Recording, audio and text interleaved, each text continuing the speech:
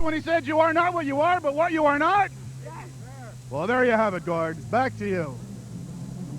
I was right with you until those last two, Lawrence. I might have to go look those up. Well, if you want to find a quarterback in the CFL this year, you will need a program because plenty of them changed residences in the offseason. Around the league in Week 1, we take a look at many of the new faces in the league.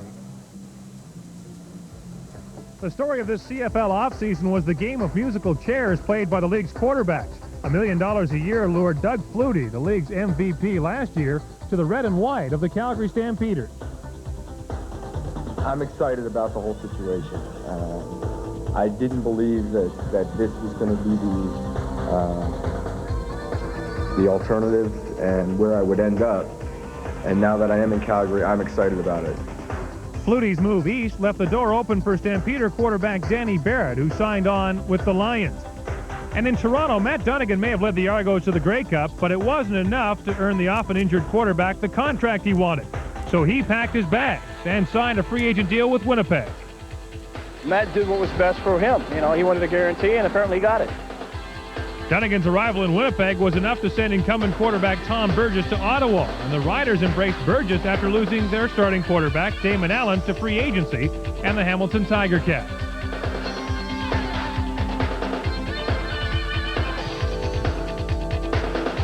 There were two coaching changes in the offseason. Winnipeg's Cal Murphy said goodbye to Darryl Rogers and hired himself, while the Ottawa Roughriders made longtime CFL assistant Ron Smelter their new head coach.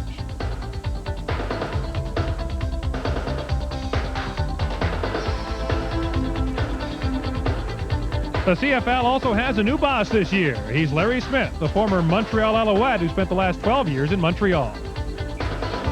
During that time, I followed the league very closely, and I guess in the back of my mind, I always thought that if there was ever an opportunity that I could contribute to the continued growth and success of the league, that I'd like to try it. Smith has already made an impact in the area of CFL expansion, helping organize a very successful preseason game in Portland, Oregon, a potential site for expansion.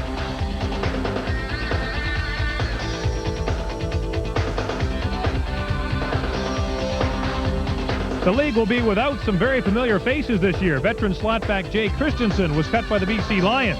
Edmonton running back Reggie Taylor is living in San Diego after a contract hassle.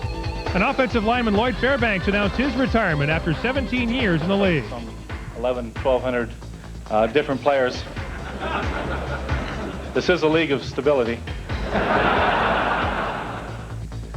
Saskatchewan released defensive back Richie Hall, who seems to be at the end of his 9-year career. Winnipeg center Lyle Bauer won't be playing for the team, but he will be working for them. He retired to become the Winnipeg assistant GM. And Ottawa decided not to renew the contract of perennial all-star safety Scott Flagel. Among the other moves, the Argos lost a couple of linebackers, Darryl Ford to the Detroit Lions and Chris Gaines to retirement. While Hamilton will be without the CFL's all-time leading pass catcher, Rocky DiPietro, who retired. Coming up next, take a walk on the wild side with Saskatchewan head coach Don Matthews. That's coming up next on the CFL Report.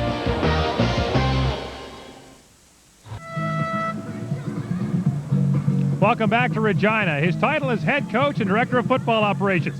Don Matthews has the Grey Cup rings to back it up. His watchword is living on the edge. And yes, he's got the Harley to back it up too. It's always been my style as a football coach to try to attack in all aspects of the football game. Attacking defense, I believe in. It creates big plays, but it's a take a risk type of defense, but I'm willing to take the risks, hence the slogan of living on the edge. Everybody raise your level. Everybody raise your level. This is a playoff game. If this was the Grey Cup, you could not play any harder. You could not play any better. The only way to do it is to get on the bench one time. Let's go to work. I want to get players that feel that they are better than the other team, and when they go on the field, the attitude is, we're going to win because we are better. Did you get a bad call? Did you get a bad call? During the game, the players expect from me an aggressive game, and I expect aggressive play from them. We got to go get them all day long. Nice job, D. Here we go. We will take a chance. We will take risk. We will fake punts. That's all right. Nothing hurt. They'll stay off of us all night. They'll be afraid of our fakes. They know that I'm willing to live on the edge as a coach, and that they're expected to be able to do the same as a player. Regular. Pitcher, what's the matter, bud? We can't call a play. You're not in the game. Fuck, 50 guys ran on the field. You got to be alive. Big team, son. We yelled it at everybody. Come on.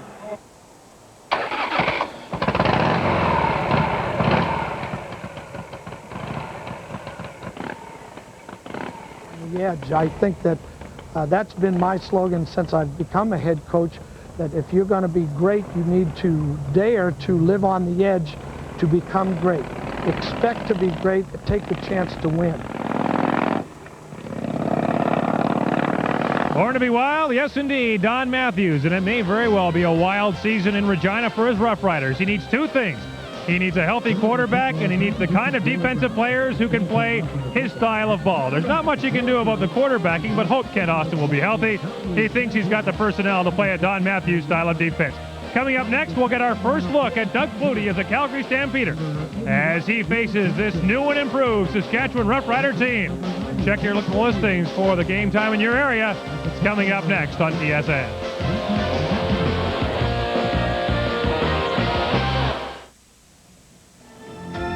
In the arena of politics, they are elected leaders who carry the hopes and dreams of the people on their shoulders. In the arena of football, they are selected quarterbacks, leaders. Their teammates and fans look to them for success. Neither job provides much in the way of stability. In the CFL offseason, 6 prominent quarterbacks changed teams.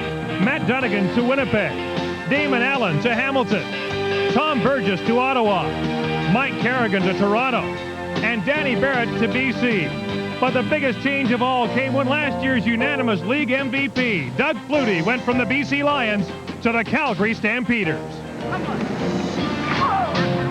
Kent Austin was one of only 2 starting quarterbacks to remain with his 1991 team. He's back at the helm of the Saskatchewan Roughriders.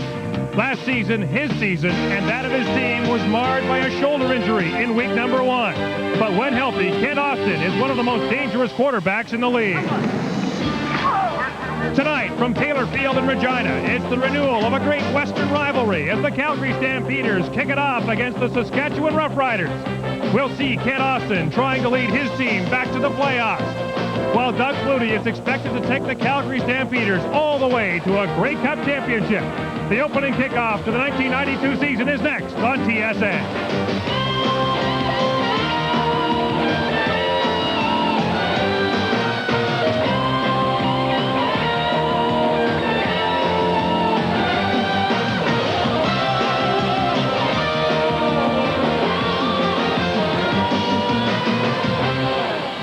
TSN presents the CFL Game of the Week.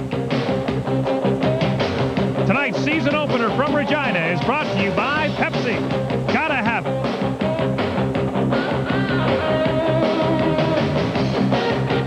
So far, so good in Regina. We had some rain earlier in the day. The weatherman has called for more, but right now it's sunny and fairly warm here at Taylor Field as the Roughriders prepare to play host to the Calgary Stampeders. Good evening, everyone, and welcome to the kickoff of the 1992 CFL season and the Game of the Week here on TSN. I'm Gord Miller.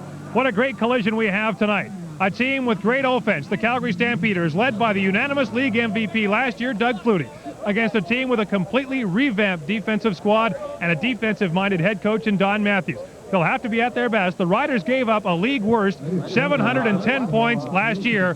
They'll have to show marked improvement and quickly tonight. For more thoughts on the game, let's go to our play-by-play team of John Wells and Leif Pedersen.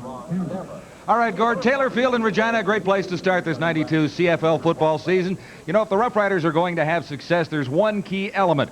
Offensively, Kent Austin at quarterback. If he's healthy, the Saskatchewan Roughriders can win a lot of ball games. I think there's no question, John. You know, people talk about the defense. Yes, it's much improved. It's going to be better, but it really doesn't matter. Their success will ride on the shoulders of Kent Austin. Those are his numbers just from an abbreviated season last year, 32 touchdown passes. So, you know, the fact is Saskatchewan will finish as high as the season that Kent Austin has personally. Austin has tossed 59 touchdown passes in the last 2 years.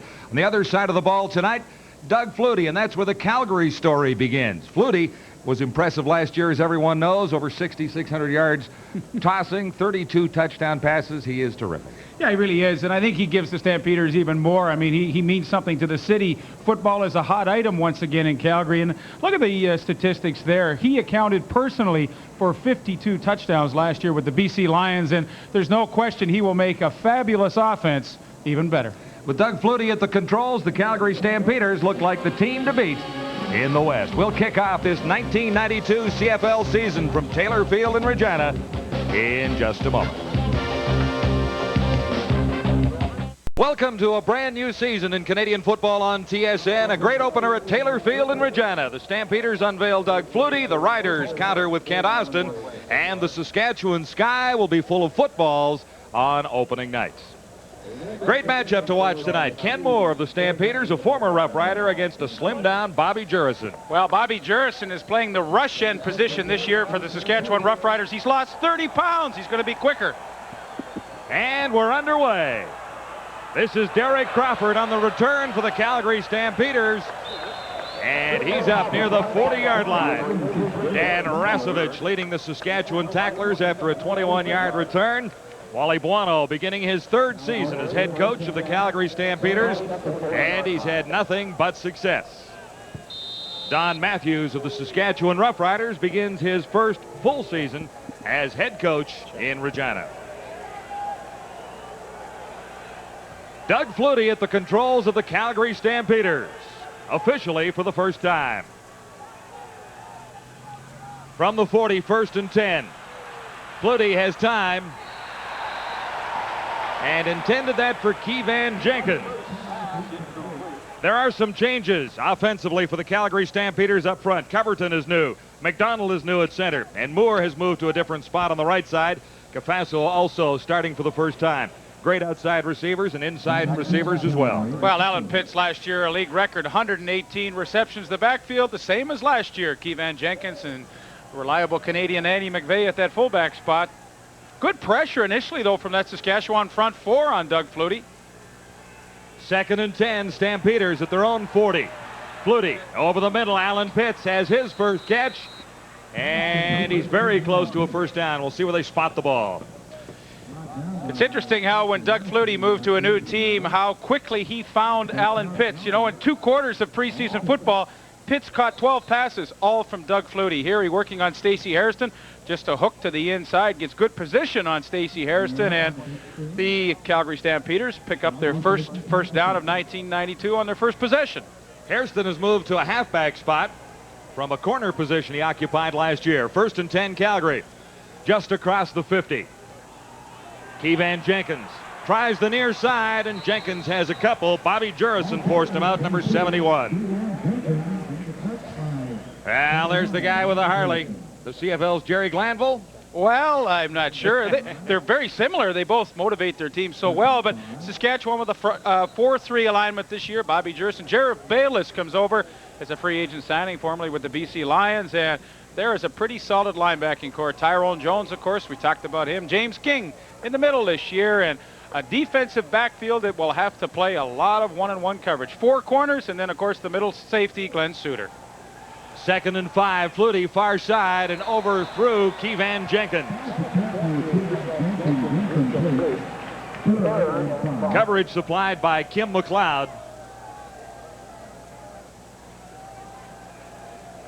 So Flutie heads to the sidelines, and the Stampeders get set to kick it away.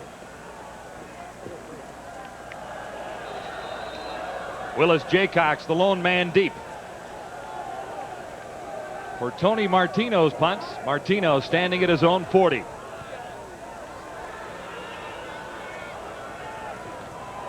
Jaycox near the 15. Away from the first wave, and a pretty good return considering he was surrounded. 42-yard punt for Martino that time, and leading the tacklers for Calgary, Greg Knox.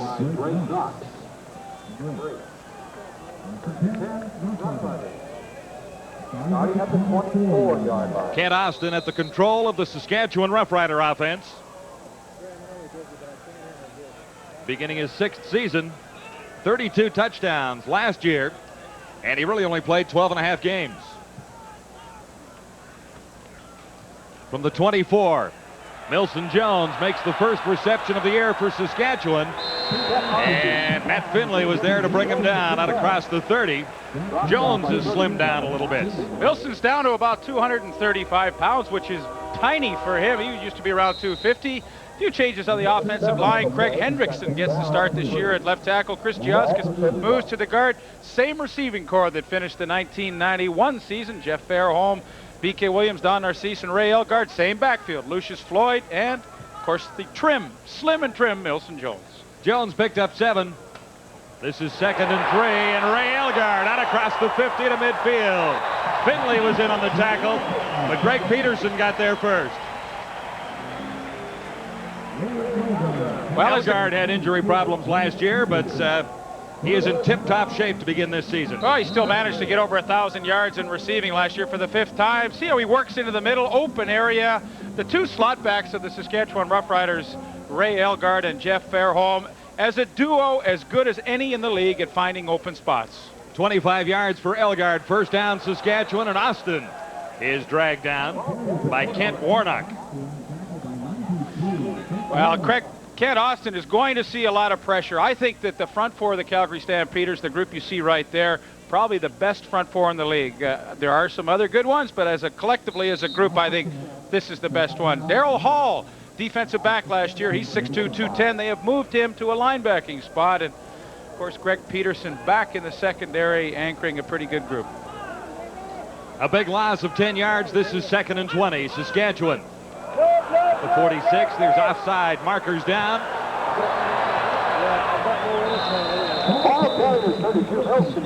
Milson Jones carried for the Saskatchewan Roughriders, and I think the Stampeders might have moved a little bit early. There's the indication from our referee, Dave Ewell, beginning his 12th season in Canadian football.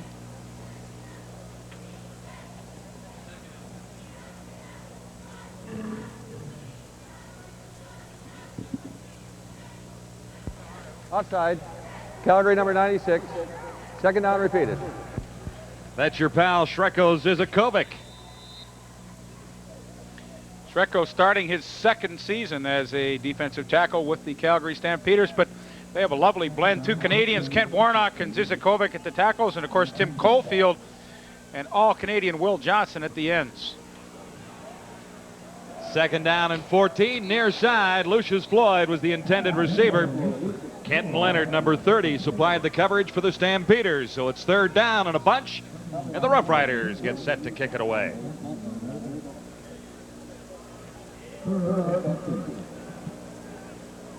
Mike Lazecki into the game for his first punt of the 1992 CFL season. Had a pretty good average in preseason, 43.4.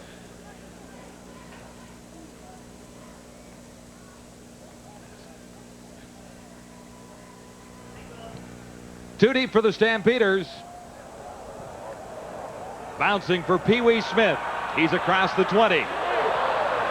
And slips crossing the 32-yard line. Pinned there by Lucius Floyd. A 44-yard kick that time. And a decent return for Pee Wee Smith. 0 still on the board as we kick off a new season at Taylor Field. Our matchup tonight is the offensive tackle of the Calgary Stampeders, Ken Moore, against Bobby Jurison, the defensive end of the Saskatchewan Roughriders. Former teammates. It should be an interesting battle. Ken Moore talked about it before the game. Well, I practiced against Bobby for about 4 years before I went to Calgary, and he's always utilized a lot of speed, and he really pursues the ball very well. So in order to try and counteract him, we're going to have to use different types of passing setups, and we're going to have to attack him a little bit so that he's not always attacking us. Sometimes easier said than done. Bobby Jurison, about 250 pounds last year. He is down around the 230 range, a lot quicker. He is a rush end in the system of Don Matthews, and Ken Moore, I think, is going to have his hands full tonight. Jurison gets to play basically a new position this year as a rush end. And his coach will be James Quick Parker, who had 12 great years and really invented that position of rush end in Canadian football. He couldn't have a better teacher, and James Parker is going to make all the defensive linemen of the Saskatchewan Roughriders that much better. 1st and 10, Stampeders from the 33. Flutie gets some pressure, but he got it away. Pee Wee Smith makes the catch, stopped short of a first down. Forced out by Mark Scott, number 17. I'm sure this is something that Wally Buono will be concerned about. The pressure was on Doug Flutie very, very quickly there. Tyrone Jones blitzing right up the middle, almost untouched, and quite frankly, Flutie had to let the ball go before he was ready. The gain is 4, 2nd and 6, Stampeders. No score at Taylor Field, 9:34 to go in the opening quarter.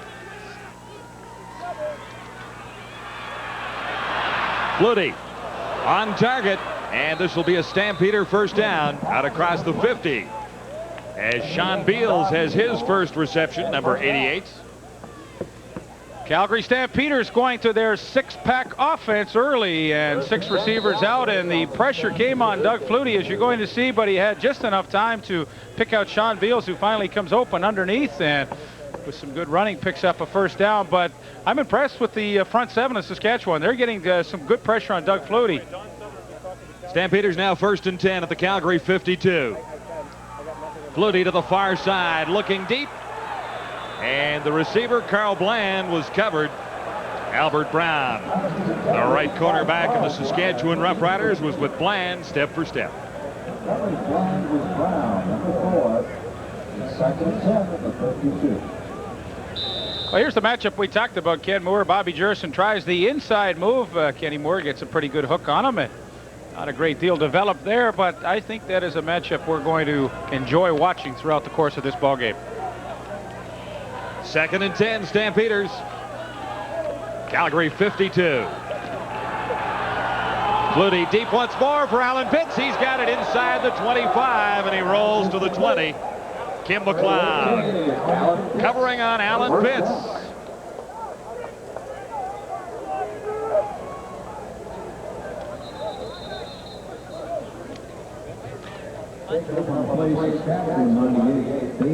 "35 yards for Alan Pitts." The blitz coming. Calgary does a nice job picking up James King and the halfback to the top side, Mark Scott, and Alan Pitts gets in behind Kim McLeod. And boy, if you can live and die by that attack style, live on the edge defense, that time Saskatchewan gave up the big play. Doug Flutie, very calm back there. His offensive line and backs a nice job to pick up the blitz and protect him. And boy, it's a huge job to cover Alan Pitts one-on-one on a continual basis, and Kim McLeod found that out in a hurry. Injury timeout on the field with 8:12 to go in the opening quarter. Gerald Bayless in his first year with the Roughriders, shaken up in the previous play. He led the Roughriders defensive line with 7 tackles in preseason. He's a quick defensive lineman. Very quick, and it was interesting to hear Don Matthews' comments about Gerald Bayless and what his acquisition would mean to that defense. You've got Bobby Jerson and Robert Banks, who are extremely good rush defensive ends, but in order to make them even more effective, you need that continual push up the middle, and that's what they know Gerald Bayless is going to give them. We'll take a quick timeout at Taylor Field with just over 8 minutes remaining in the opening quarter. Flutie has the Stampeders on a roll, but there is no score as yet. Gerald Bayless on the sideline, shaken up on the previous play. Looks like he'll be back in a hurry. Wally Buono saying yesterday that Doug Flutie makes everybody on the Calgary Stampeders just a little bit better. Flutie on a roll right now, 4 of 7, 65 yards, 3 first downs for the Stampeders. 1st and 10, Saskatchewan 23. 1st and 10, Calgary 23. Flutie looks to the end zone. Pitts is open. Touchdown. Alan Pitts, first touchdown of a new season in Canadian football. And that's twice that Kim McLeod has been beaten by Alan Pitts.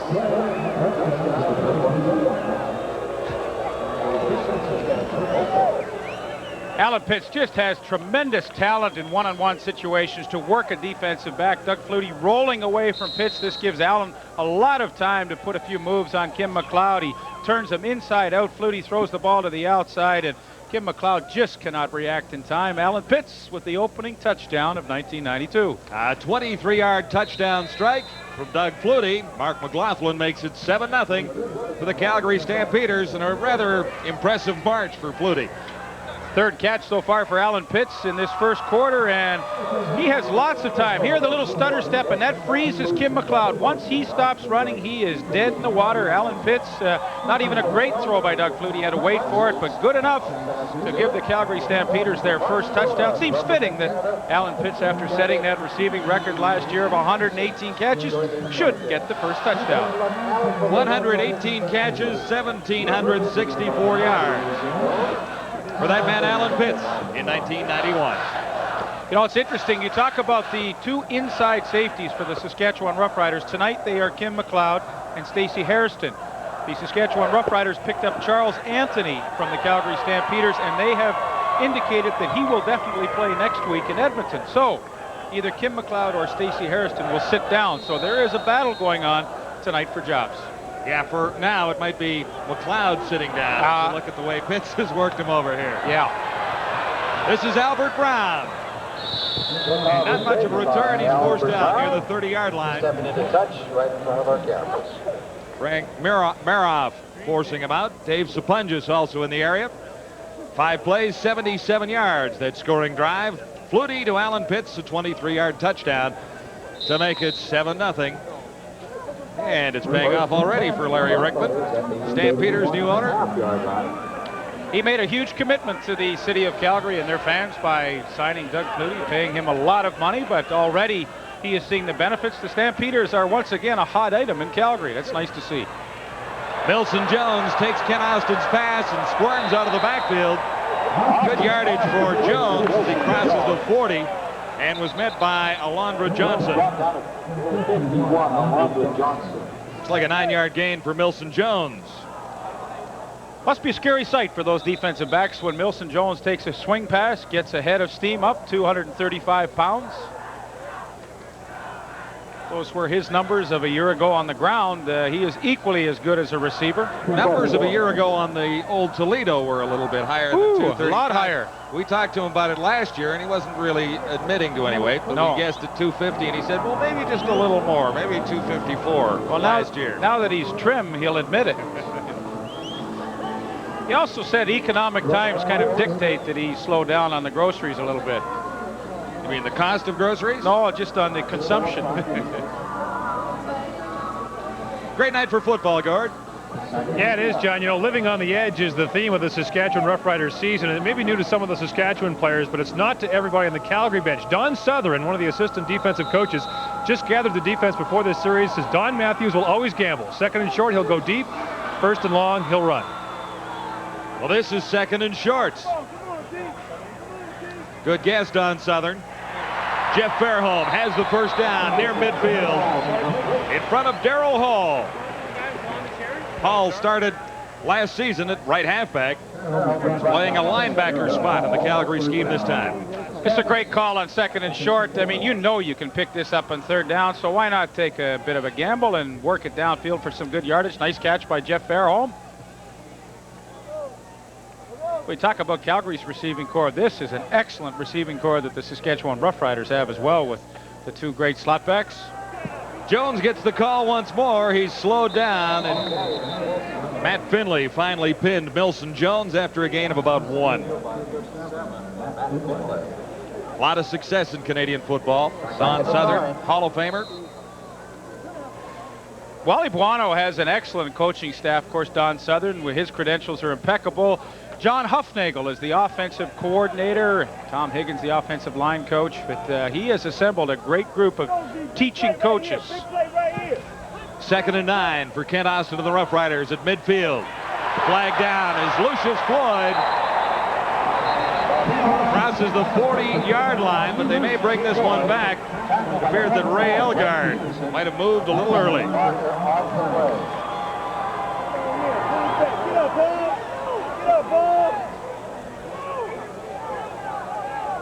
A good play gets called back.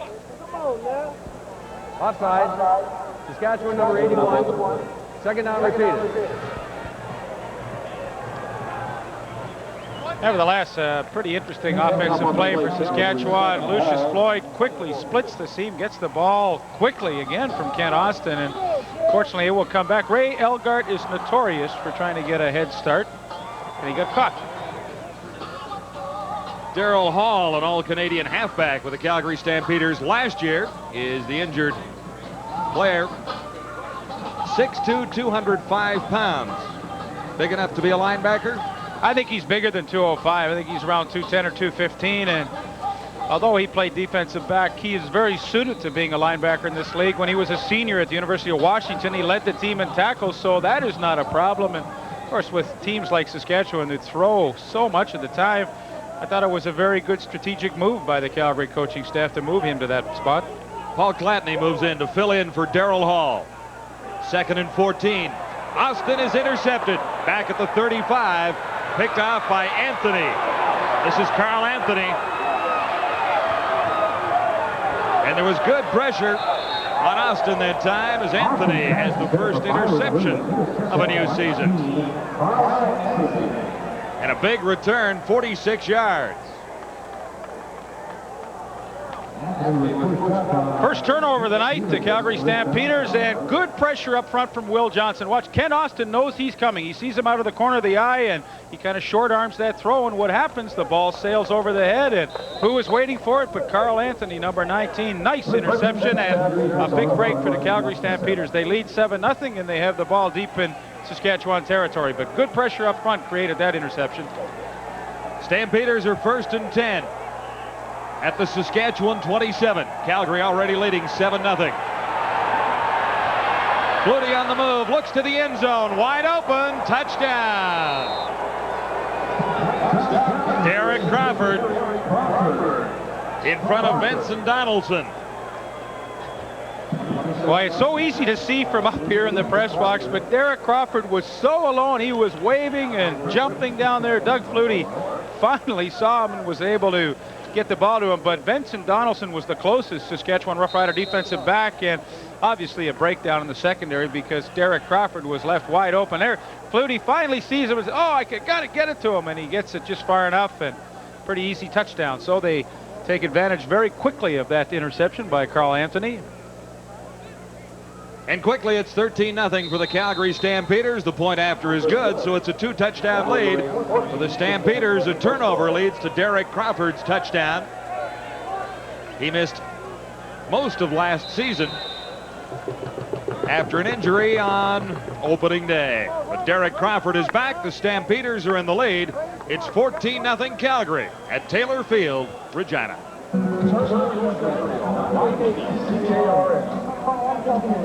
know I love my You've got a scoring summary going.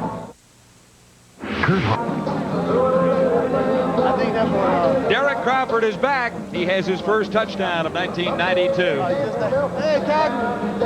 What about this guy? Is he making an impact in Calgary, number 20? He will make a huge impact. You know, he averaged a little better than 2 touchdowns passing per game last year. He's taking care of that average here in the first quarter. There it was, quick. 1 play and 27 yards. They take advantage of the turnover. And of course, in most preseason polls around the country, Calgary Stampeders were picked to finish first, and so far they are playing as though that will be the case here in the first quarter. They have not made a mistake and look awesome. This is Willis Jaycox. 2nd in all-purpose yards in Canadian football last year. Sets the Roughriders up in decent field position. They'll begin at the 40. Errol Tucker leading the Calgary tackler. You know, John, everybody in the league knows how good Calgary is and is going to be, and certainly Kent Austin realizes that too, and I think we're at a critical stage in the ballgame. They trail 14-0. He is playing against a very difficult defense, and Kent Austin cannot afford to make any more mistakes. He has to try and get his team back into the ballgame, pick away at that Calgary defense, but I think there is a sense of urgency right now for him to try and reestablish something and get something on the board. 4:34 to go in the opening quarter. The Roughriders trail the Stampeders 14-0. Austin over the middle. Elgard, the intended receiver. He couldn't hang on. Carl Anthony, number 19, a pretty good pop on Elgard as he tried to make the catch. Elgard is tough as nails going across the middle. He's been that way throughout his whole career, but watch the end of this as Carl Anthony comes and puts the pop on Elgard right at the end. It knocks the ball loose. That's a big hit. Interception and now a big hit. He's having a whale of a first quarter. 2nd and 10, Roughriders. Saskatchewan 40. Austin, far side. Don Narcisse in front of Tucker, and that should be a first down for the Riders. Big catch by Don Narcisse, one of 3 Rider receivers over 1,000 yards last year. He has been pretty consistent in 3 years in a row, over 1,000. Good looking receiver, great speed, has excellent body control in the air with his hands catching the football. He is one receiver that can come up and make the circus catch. On first down, Austin with time. His receiver fell down. There's Byron Williams, number 87. Junior Thurman was with him. Byron K. Williams joined the Saskatchewan Roughriders about the same time as Don Matthews did. He played for Don Matthews in the World Football League when Matthews coached in Orlando, so Don Matthews, of course, was very familiar with Byron K. Williams. Had some playing time with the Ottawa Roughriders a few years ago, so he is no stranger to the CFL. 2nd and 10 for Austin and the Roughriders. The Saskatchewan 52. Austin time to throw. Fairholm was the intended receiver. There was heavy traffic down there. Carl Anthony, one of the defenders in the area. Londra Johnson had moved back from his middle linebacking spot to help with the coverage. Watch the fake! Fake! Watch it! You know, as a receiver, you have to work really hard in these one-on-one situations. Austin wanted to throw an out to Jeff Fairholm. He really is, that's a lazy kind of out, and he never really was able to turn Carl Anthony around. He drifts it downfield. He doesn't come back to the football, and a little disappointing. He's a much better receiver than he showed right there, but he didn't help his quarterback out. A booming punt from Mike Lazecki. This is Pee Wee Smith at the 15 for Calgary. Chased down, and Smith caught from behind. Good tackle by James King.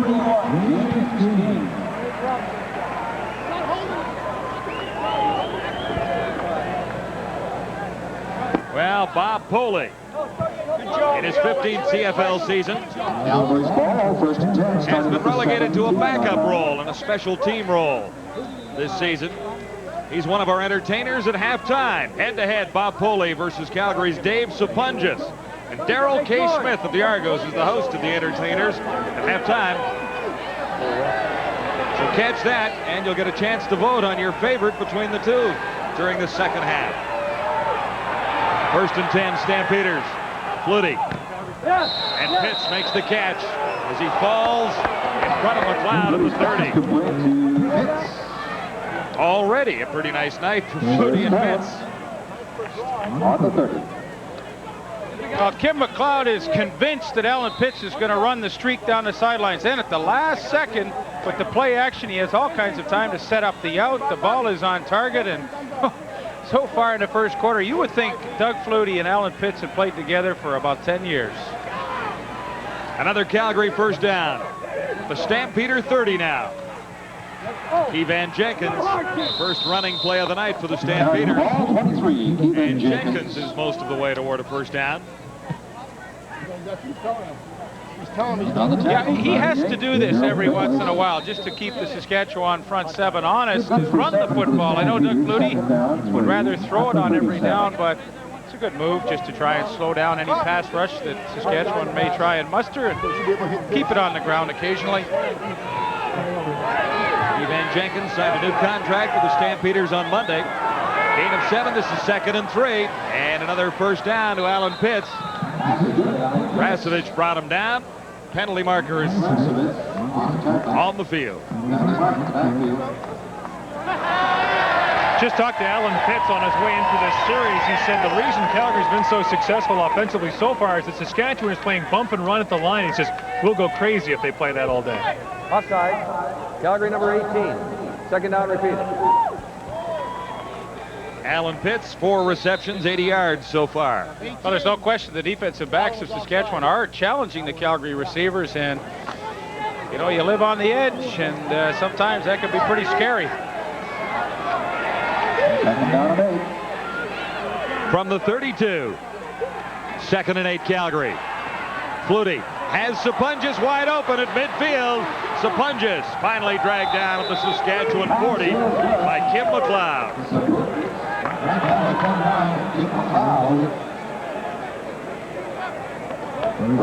38 yards for Dave Sapunjas. Here's Dave Sapunjas right here, and here's Kim McLeod. Watch Sapunjas, little move out here, and then he gets into the middle. Doug Flutie sees him so quickly, but this is the thing Alan Pitts was talking about. If they want to stay up and challenge us, we can get around them in a hurry, and Kim McLeod is having all kinds of difficulty here in the first quarter. Into the final 15 seconds of the opening quarter, 1st and 10. Dwayne Ford carries for the Stampeders that time. On 1st down. Flutie's fun to watch, isn't he? He certainly is. I mean, he is. It's like he is in his office out there. He's in full command, and he knows how to set up certain situations. He's been taking advantage of matchups out there. Alan Pitts on Kim McLeod. They've really been working over Kim McLeod, but he is in such total control. And he's using a lot of receivers. Should be the last play of the opening quarter. Flags down. Keevan Jenkins makes the catch in front of Dan Rasevich. Jenkins. Flag on the play. Penalty mark at the 30-yard line. Holding. Calgary number 54. 2nd down repeat. That's center Bob McDonald making his first professional start tonight. The left tackle Bruce Covington is also making his first pro start, as is Luke Cafazzo, the right guard. So lots of new faces in that Stampeder offensive line, but apparently it's quicker as a unit than it was last year. It was like pulling teeth to get Wally Buono to admit that it was a better offensive line, but somehow we squeezed that out of him. He said, yes, this is a better group than I had at the end of last year. 2nd and 17. Flutie got a little pressure, but he's got time to throw on the run and short-armed that one. Carl Bland, number 85. Good opening quarter for the Calgary Stampeders and Doug Flutie. Stampeders have 2 touchdowns to lead it 14-0. 2nd quarter coming right up.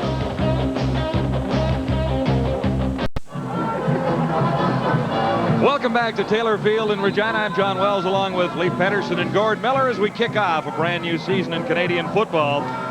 Stampeders' drive has stalled on 3rd and 17. It's a kicking situation for Calgary.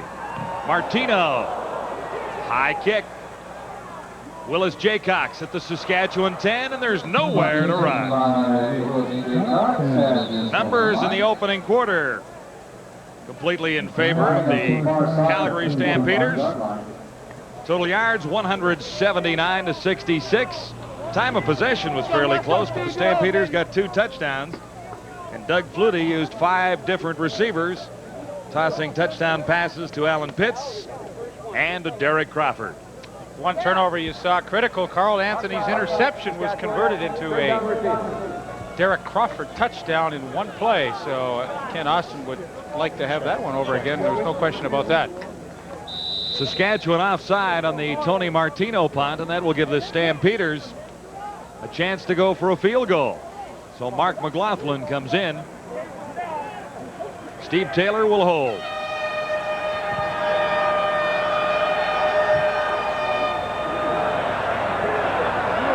Well wide, and the Roughriders will get a bit of a return from Jaycox near the 25-yard line and brought down by a swarm of Stampeder jerseys.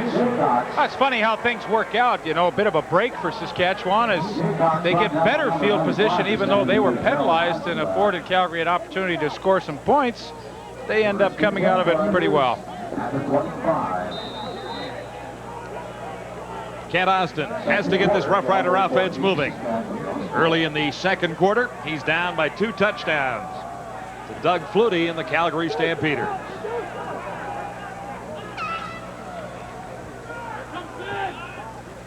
Austin for Lucius Floyd, and he's close to a 1st down. Junior Thurman and Matt Finley in on the tackle. There's a request for measurement to the far side. Don Matthews' coaching record in Canadian football, 71 wins, 37 losses, and 1 tie. That's 65%. One Grey Cup in there with the BC Lions. He has a great ability to motivate his team. He somehow is always able to create a kind of we against them attitude and puts a little shell around all the players and builds up their confidences, and he's been able to do that in every city he has coached in, and I suspect it will be no different here in Saskatchewan. And it's taken him time to find the players that he feels will fit his scheme, and he feels that he has that group right now. Great night for football at Taylor Field. Some rain in the area earlier in the day, but it's dry right now. First down for Lucius Floyd. Here's Austin, hit as he throws. Elgard, the intended receiver. Junior Thurman was covering, and Austin didn't get all he wanted on that ball as he was hit on the release. That's the pressure of that front four of the Calgary Stampeders. They caused an interception earlier, and that time Ray Elgard was wide open, as you'll see. He gets in behind Junior Thurman, and it was the pressure up front that enabled Austin from completing that pass. So Junior Thurman was beaten initially, but he got some help from the boys up front. Junior Thurman in his 4th year with the Calgary Stampeders. 2nd and 10 for Austin and the Roughriders. Floyd again. He'll be well short of the first down this time. Darrell Hall made the tackle. Gain will be around 5, and that makes it 3rd and 5. That's what makes the Calgary defense so tough. You know, they know 2nd and long, and they just sat back and played their zones perfectly, forced Austin to throw underneath, and then, of course, came up and made the tackle. They are a very difficult group to work against, and so far in this game, Ken Austin is finding that out. It's a disciplined team in all facilities. Their special teams, Calgary's, are excellent. Offensively, defensively, they're tough, and well, Saskatchewan's going to definitely have their work cut out. This is Errol Tucker. Tyrone Jones leading the Saskatchewan tacklers, and Mark Scott finished off Errol Tucker. A 33-yard punt for Mike Lazecki, and the Stampeders lead the way, 14-0. Well, the biggest news in the offense, of course, was the free agent signing of Doug Flutie, and before the game, we had a chance to talk to Doug and find out, was it much of a transition from his move from BC to Calgary?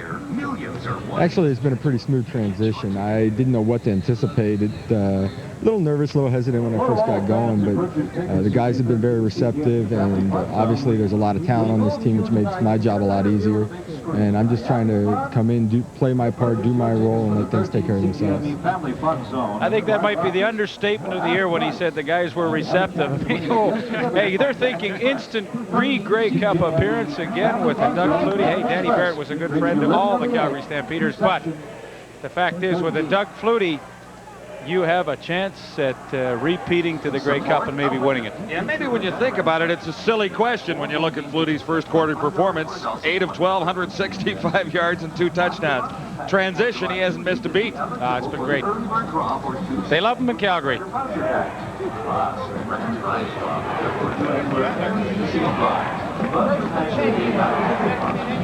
First and 10.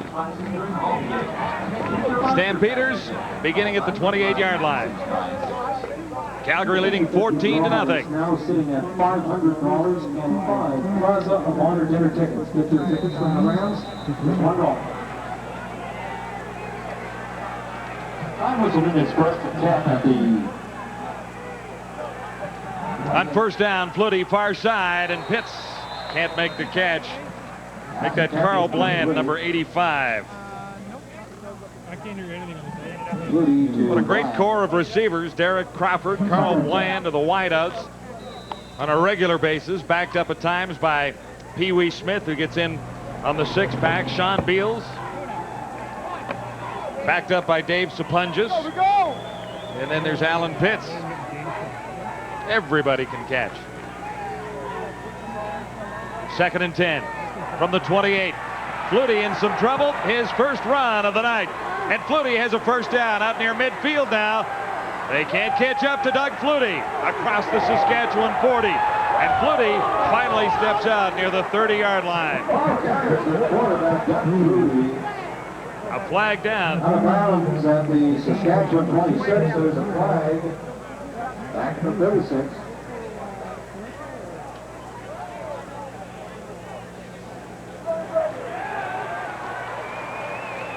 A 56-yard return or run by Doug Flutie.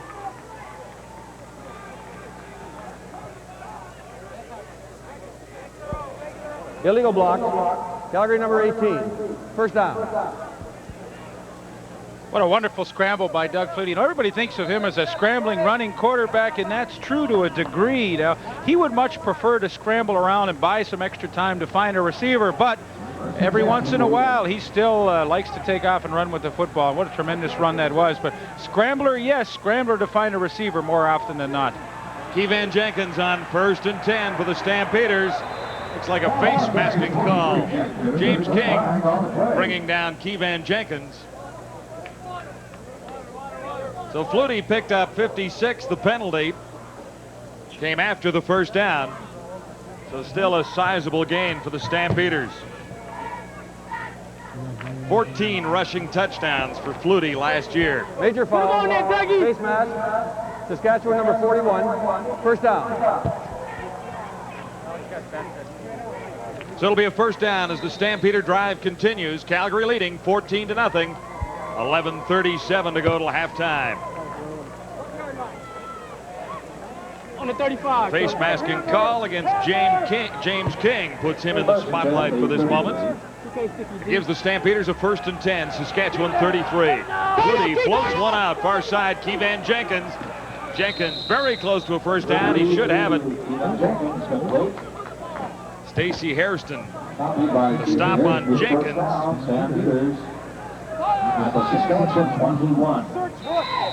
Well, the live it on the edge style of defense not working here. On the blitz, you know, they are very vulnerable. Keevan Jenkins out of the backfield. Nobody picked him up.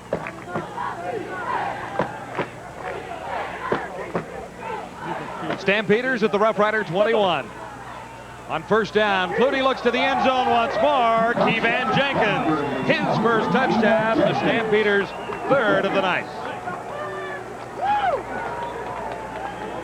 Linebacker Mark Scott covering on Keevan Jenkins. And it was a mismatch that time as Flutie has fired 3 touchdown tosses already. Doug Flutie's so comfortable running. He's got the blitz coming once again. They pick it up nicely, and Keevan Jenkins is able to get in behind the rookie Mark Scott. No contest. Boy, Calgary looks nice and smooth here in the first half. 21-0 as McLaughlin adds his 3rd convert of the night. And Doug Flutie, a man on a mission with great receivers to throw to. He's used them all so far tonight. He has been able to spread it around nicely, and Keevan Jenkins equally as good at catching the football as he is running it. Nice protection up front. Flutie lofts up a nice, easy pass to catch, and the 3rd touchdown is on the board for the Calgary Stampeders. Alan Pitts, Derek Crawford, and now Keevan Jenkins with touchdown receptions from Doug Flutie. Gord Miller reported earlier that Alan Pitts said if they're going to come up and challenge us like that, we can catch them flat-footed, and really that was the occasion again. Keevan Jenkins just blew right by Mark Scott, and bad footwork, and the result was a touchdown.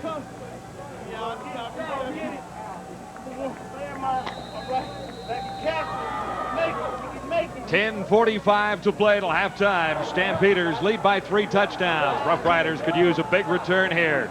This is Willis Jaycox. See him on the far side, and Jaycox into Calgary territory near the 45.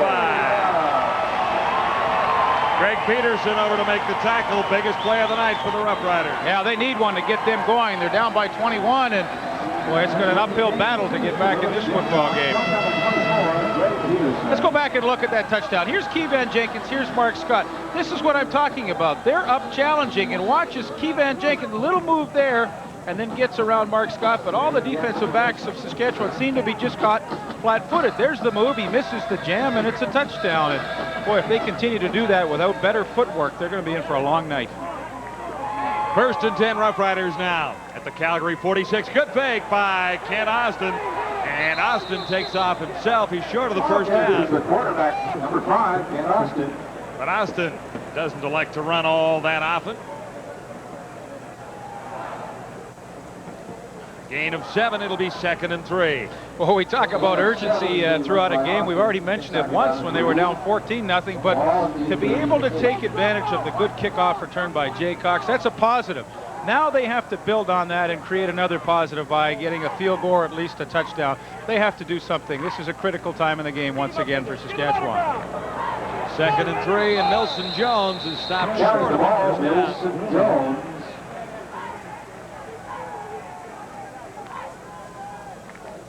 Now we'll wait and see where they spot the ball. It is a first down for Milson Jones.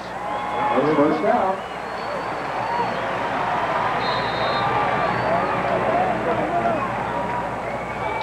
Not much to cheer about for the fans at Taylor Field so far tonight, but a big run by Jay Cox. And a first down here now might get the Roughriders going.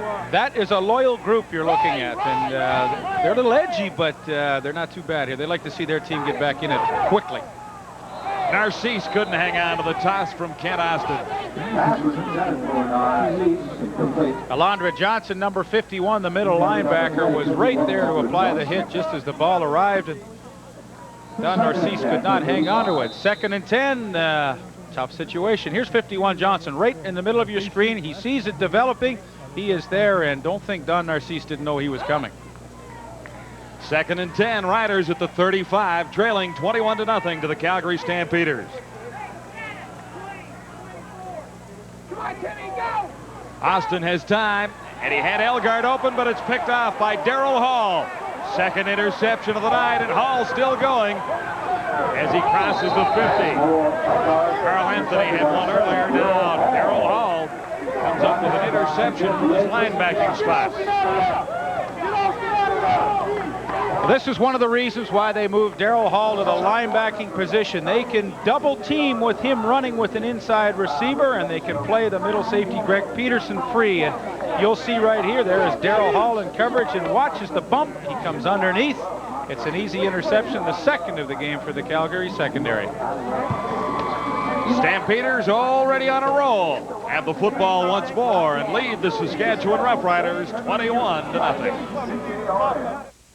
This is what's going to make the Calgary defense so much tougher this year to play against. There is Darrell Hall. He is now a linebacker. There is Greg Peterson. He is now free to pick up anything deep. Watch as Ray Elgard comes up the inside seam, and Darrell Hall will come underneath him and make the interception. But the key point to remember here is the fact that Darrell Hall is now a linebacker with defensive back speed. He comes underneath. They are protected deep in behind him. He's allowed to gamble, and he makes a good choice. On 1st and 10, Flutie is on the mark for Carl Bland, number 85. And that'll be another Stampeder first down. 21-0 Calgary. Looks a little gray out there right now, but I think we're going to stay dry tonight. What do you think? We're going to stay dry tonight. I know that. 1st and 10, Stampeders, Roughrider 42. Flutie at the controls of a great Calgary offense. Slipped that time, and he was pinned by Bayless. Krasovich was there. Jurison was around. Assist to 74, Dan Krasovich. Well, for the most part tonight, the Calgary Stampeder offensive line and backs has done a nice job at picking up the pass rush of Saskatchewan, but that time, not enough bodies there to protect Doug Flutie, and the rush came. Bayless in on the sack. That's what they hope for from him, to get that serious push up the middle and then have the defensive ends close down from the outside. First time the Roughriders have gotten to Doug Flutie tonight. This is 2nd and 19. Flutie looks long, intending it for Carl Bland, or rather Pee Wee Smith, and Albert Brown was covering. Flutie took a hit. He took a huge hit, and he is hurt. He's shaky walking off the field, and finally on 2 consecutive plays, the Saskatchewan Roughriders are doing what they said they would be able to do this year, put pressure on the quarterback. Here, just as he releases it, there is Bobby Jurison with the big hit, and then Albert Brown completes the play at the other end by making the good knockdown. So we'll see if that injects a little life into the Saskatchewan Roughriders, or who for the most part have been a pretty flat football team here in the first half. Punting situation for Calgary. This is Willis Jaycox. Big return last time. He starts from the 2 this time. And Jaycox sets the Roughriders up near the 22-yard line after a 49-yard punt. On the sidelines, Doug Flutie slightly shaken up.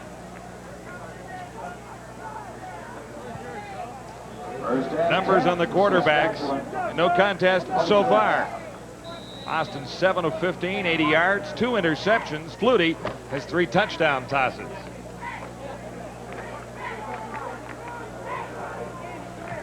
First and 10 Roughriders beginning at the Saskatchewan 22. Austin stands in. This is Milson Jones, and he bulls his way to the 30-yard line after making the catch. Running into Alondra Johnson.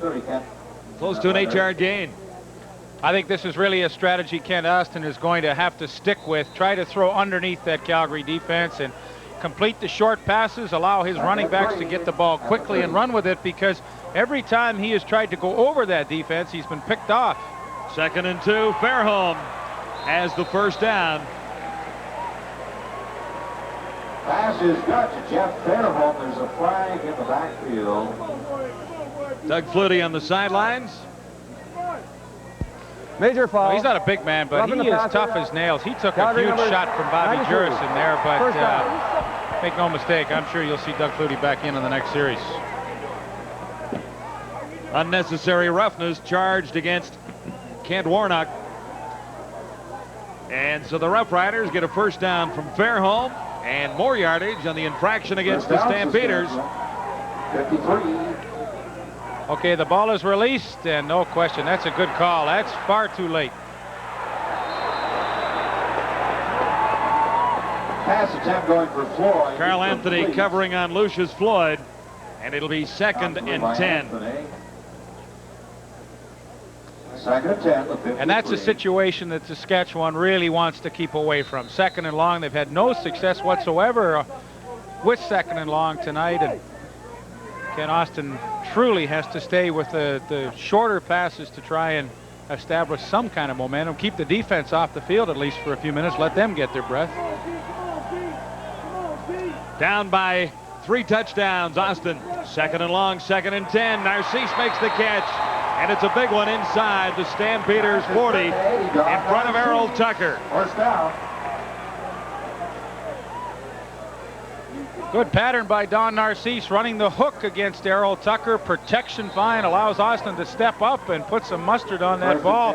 Kind of fortunate that Carl Anthony fell down. He was in front of that play and looked like he might have been in pretty good position to tip it away. 1st and 10 from the 39. Narcisse sideline catch. Pass is good. That's a better call. Tucker. Better call on first down.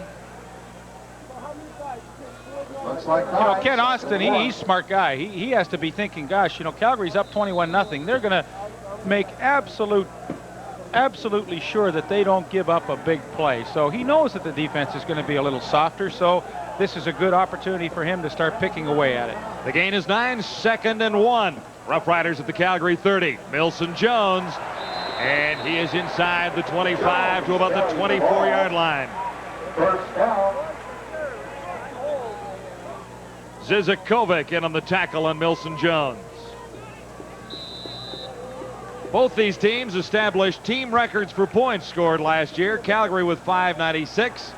Here's Austin looking to the end zone, and it's picked off. 3rd interception of the night.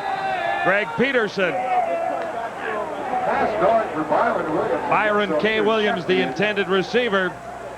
And that's 3 interceptions given up by Kent Austin. The Roughriders are still not on the scoreboard.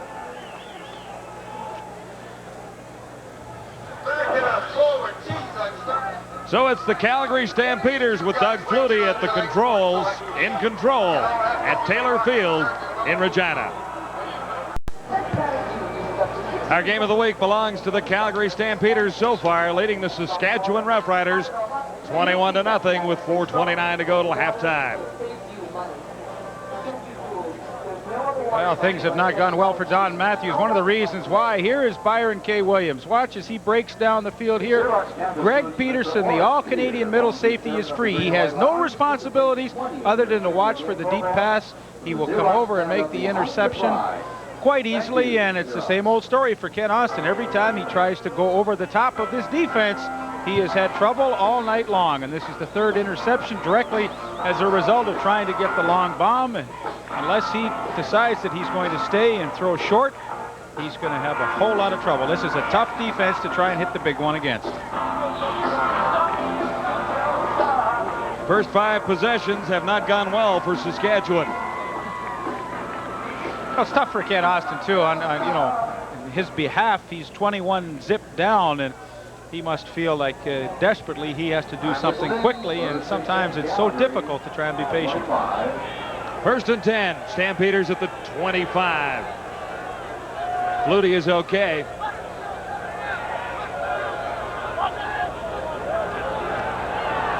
Near side, and Flutie is off the mark. Keevan Jenkins, the intended receiver. Cornerback Albert Brown had no problem with Jenkins that time. A milestone tonight. Beer on sale at Taylor Field for the first time. First time alcohol has been consumed in this building. It's low alcohol, I think. Legally. Yeah. Low alcohol beer, though, I think. It is.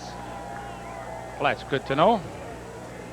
It's a chilly night, though. I don't think the beer sales are going to be too high.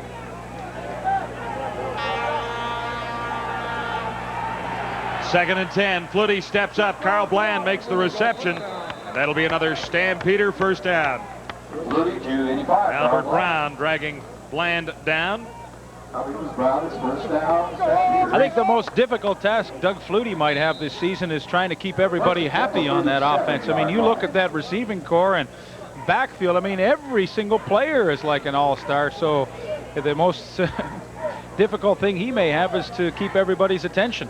So far, so good. He's doing a good job. He's used 5 receivers tonight and thrown touchdowns to 3 different receivers. Now Keevan Jenkins on the run across midfield, and Jenkins deep into Saskatchewan territory as he crosses the 40. Mark Scott made the tackle. Well, and I think it's time to talk about this revamped line of the Calgary Stampeders. A real question mark heading into the season, but the changes they have made have been tremendous, and that time Rocco Romano and Bob McDonald, Bruce Covington on the left side open a huge hole for Keevan Jenkins.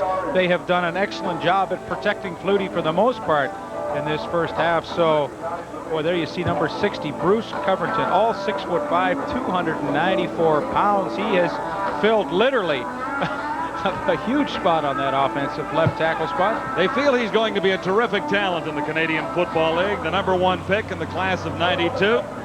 Bruce Covington making his first start in Canadian football tonight. 3-minute warning is up. Calgary Stampeders all over the Roughriders so far. It's 21-0 Calgary at Taylor Field, Regina.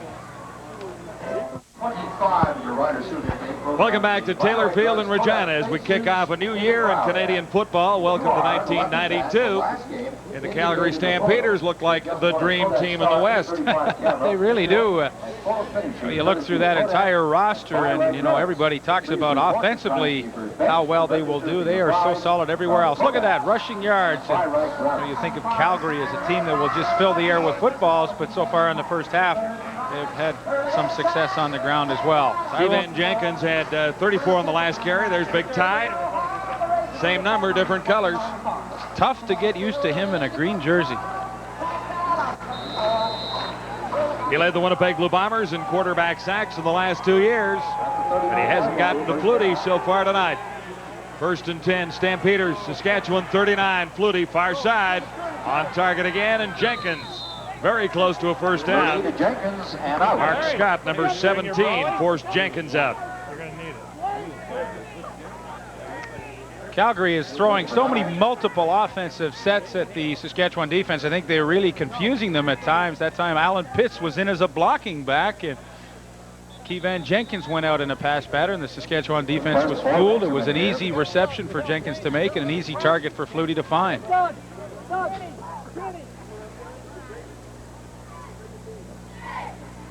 Great numbers for Doug Flutie last year with the BC Lions, as he set all kinds of CFL records, including most yards in a season, passing 6,619. Hard to believe, isn't it? I think the only regret he had in coming to Calgary was leaving brother Darren behind. He said, you know, it's not often that you get a chance to play professionally with your brother, and it was really too bad that I had to move on. And of course, Darren's still with the BC Lions, but that was the only regret that he had about his move.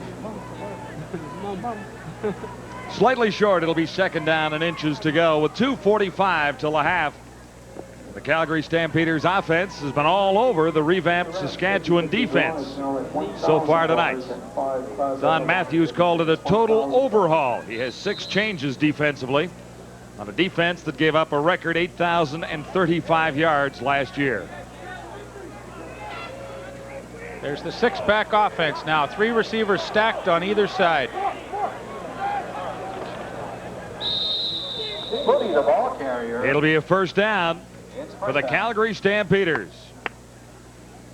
Stay with us at halftime for a sports update, and we'll bring you the entertainers. Bob Poley sings.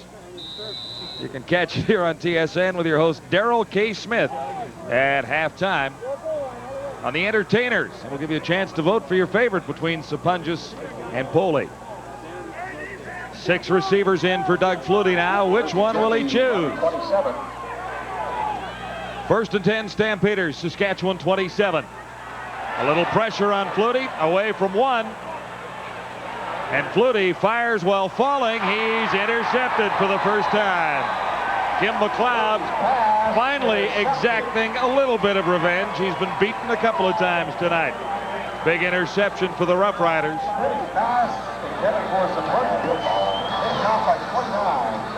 Sapunjas might have been wide open here, but Flutie fell. Dave Sapunjas finally came open, and one of the tough things about playing against Flutie, he buys so much time, but just as he goes to throw, he slips, and there is no velocity on that football whatsoever.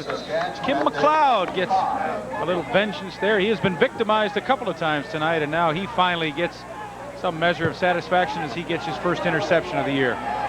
Long way for the Roughriders to go, though, beginning this drive at the 25. 2:12 to go in the first half. Nelson Jones better than halfway to a first down. Matt Finley leading the Calgary tacklers, number 37. 5, second and 5.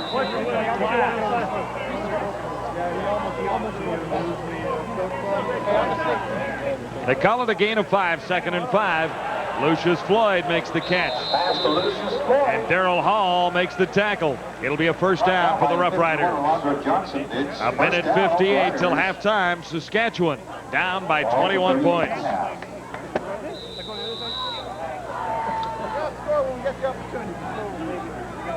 From the 38, Boston first down. To Lucius Floyd coming out of the backfield. He slips and was easily pinned for a loss. Kenton Leonard coming up from his left halfback spot. Loss on the play of 4, second and 14. All to 35. A minute 45. Second and 13, Saskatchewan. Austin far side. Floyd makes the catch this time, and he'll be stopped short of a first down by Matt Finley. Extremely tough for Ken Austin. Second and 15 yards. I mean, this is a defense that just will not allow itself to give up the big play. And boy, when you're faced with that situation, you have one alternative: throw underneath. And unfortunately for the Roughriders, very difficult to pick up 15 yards. So Ken Austin will trot off the field once again, and he has just had a tough first half.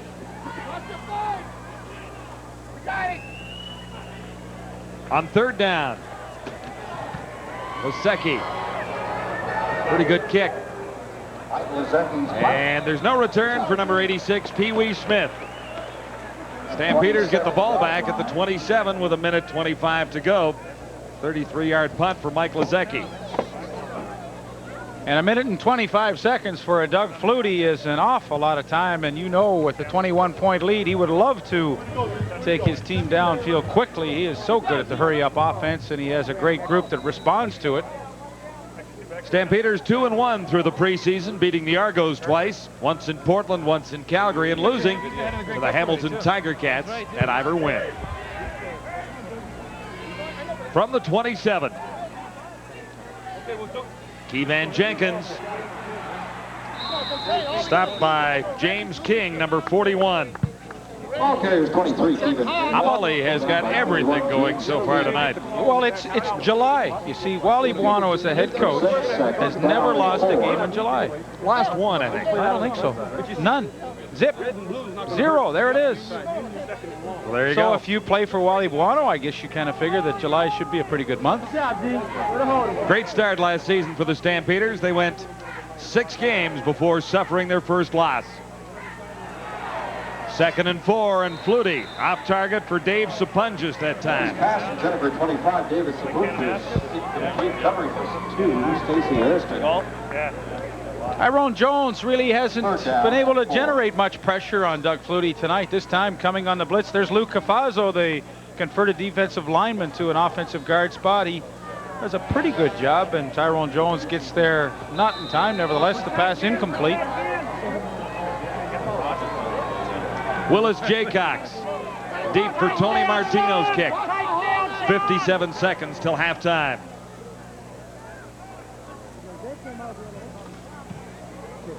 Jaycox was 2nd in all-purpose yardage last season to the Rocket.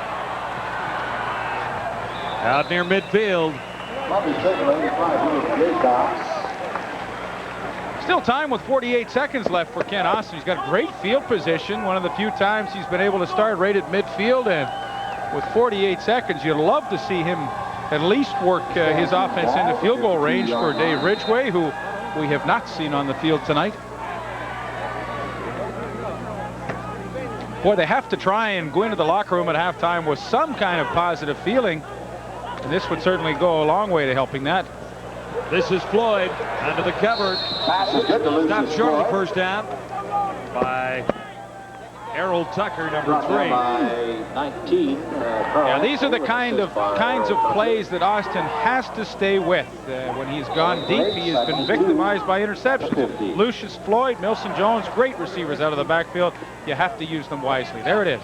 2nd and 2, and Jones has a first down for the Roughriders. Still going as he gets across about 40. 31 seconds till the half. Gain of 12 yards. It's The first down. Roughriders would look pretty good with 7 points if they can finish off this drive. 1st and 10, Saskatchewan on this. Well, it's not a difficult game to figure out. If the defense is going to play soft, you have to somehow force them to come up and play a little tighter, and this will do it. Narcisse close to another Saskatchewan first down. We'll see where they spot it. Matt Finlay made the tackle for the Stampeders. Matt Finlay. We'll take a look at it with the measuring sticks.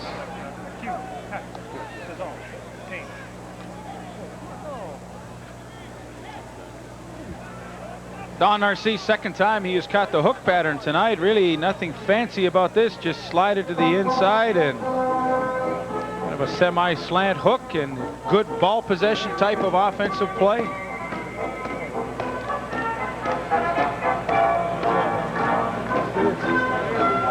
It looks like it's going to be a 2nd down. Narcisse less than a yard short of the first.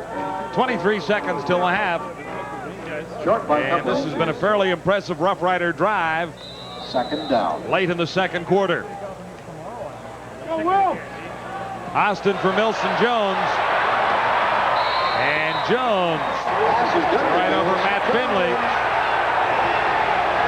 Well, I think Alondra Johnson got away with one. Milson Jones was definitely out of bounds, and he took a bit of a free shot at Milson, who was pointing that out to the official. But regardless of that lack of a call, a good call by Ken Austin. And Milson Jones so good at running the football after he's caught it on the swing pass.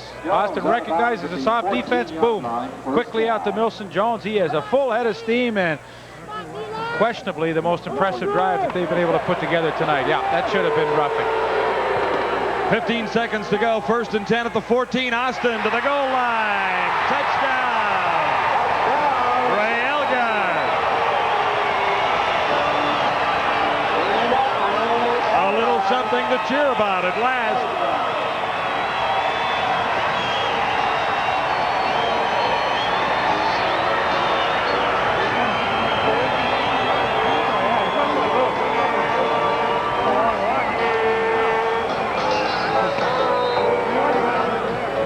14-yard touchdown. Here's how it looked. Good protection for Ken Austin to step up and get a good view downfield of Ray Elgard, and he just uses his big size to get position on Greg Peterson. The Roughriders are finally on the board, and we have ourselves a football game as we come to almost a close here in the second quarter. Ray Elgard, nice job to shield away Greg Peterson, come up with that touchdown catch. All-time leading Rough Rider receiver, Ray Elgard. Over 1,000 yards again last year. And he played just 13 games. What a critical series that was for Saskatchewan. They have been trying like heck to get back into this football game. Calgary has allowed them nothing, but that time Austin did the smart thing. He went underneath the defense, picked away at it, and finally it culminates with the touchdown reception by Ray Elgard, and they will be able to go into the locker room and try and build on a very positive last 48 seconds here in the first half. Yeah, give Milson Jones a little credit for keeping that drive going. Couple of catches, and Milson a full head of steam to get the Rough Riders within striking distance. You know, I think the fact that he lost 20-odd pounds there has helped him. I mean, he was always pretty fast when he got a full head of steam, but he looks even quicker this year. Ridgway keeps it along the ground to try and eliminate a Stampeder return. That's Derek Crawford. And 6 seconds remain at the half. Oh, here it comes. One of the few times that Calgary allowed themselves to get into an unfavorable matchup, and that is Greg Peterson covering Ray Elgard, and you see the result. Elgard, a good job to shield Peterson off. He makes the touchdown catch, and the Rough Riders finally are back in this one. 21-7 right now. That should be the halftime score. Stampeders scored the first 3 touchdowns. Doug Flutie hitting Pitts, Crawford, and Keevan Jenkins. Ray Elgard got the lone Saskatchewan touchdown in the final minute of the opening half. Second down at 12. Should be the last play. And Stampeders will surrender the football. So Flutie got the first 21 points on the board with 3 touchdown tosses. Rough Riders got the final touchdown, and it's a 14-point difference at the half.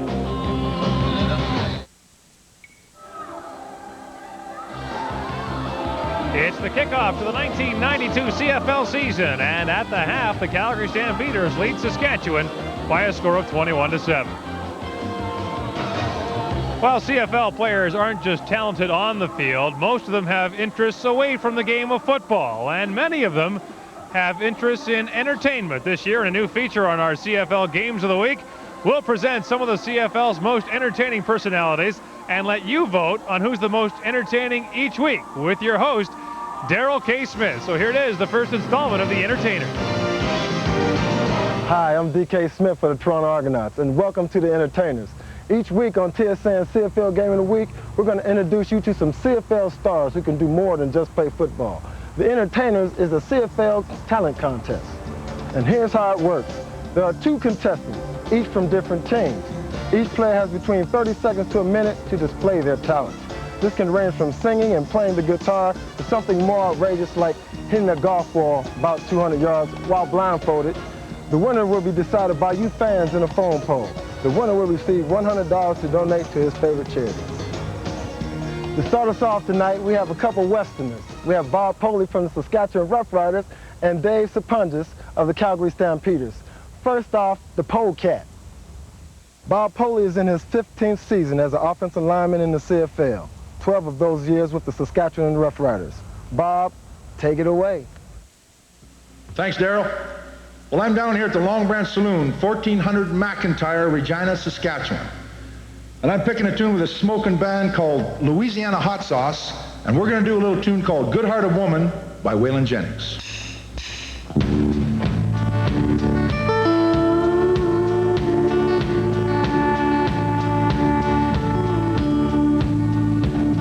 A long time forgotten of the dreams that just fell by the way. good life he promised ain't what she's living today.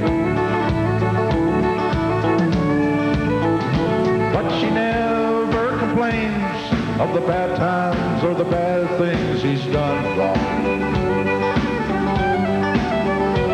She just talks about the good times they've had and all the good times to come.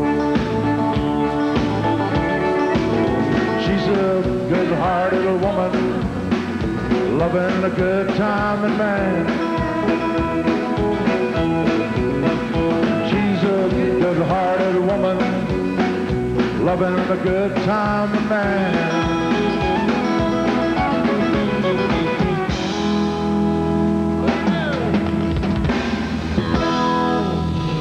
Thank you, and good night. Woo! Country and Western, that's never been one of my favorites, but that's pretty good, Bobby. Okay, the pressure's on you, Dave. A third-year slapback from the University of Western Ontario. Saskatchewan was a key part of the Stamps offense last season and was named Outstanding Canadian in the Grey Cup. Dave, the stage is yours.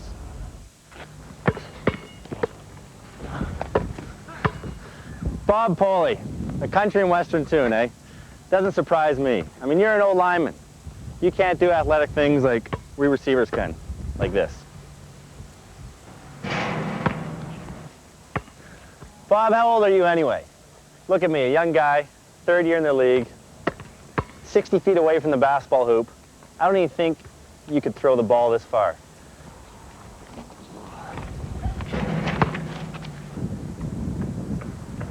In a few minutes, you'll have a chance to cast your vote on either Bob Poley or myself for the entertainer. You saw Bob and his musical talents, and you saw me shooting a few hoops. If you haven't decided on who to vote for yet, maybe this will help.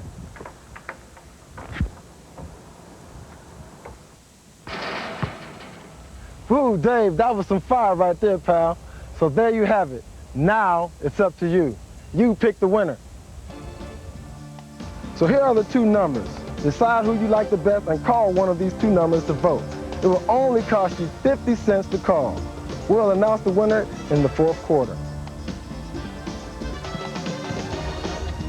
I'm Daryl K. Smith, and join me next week for another edition of The Entertainers.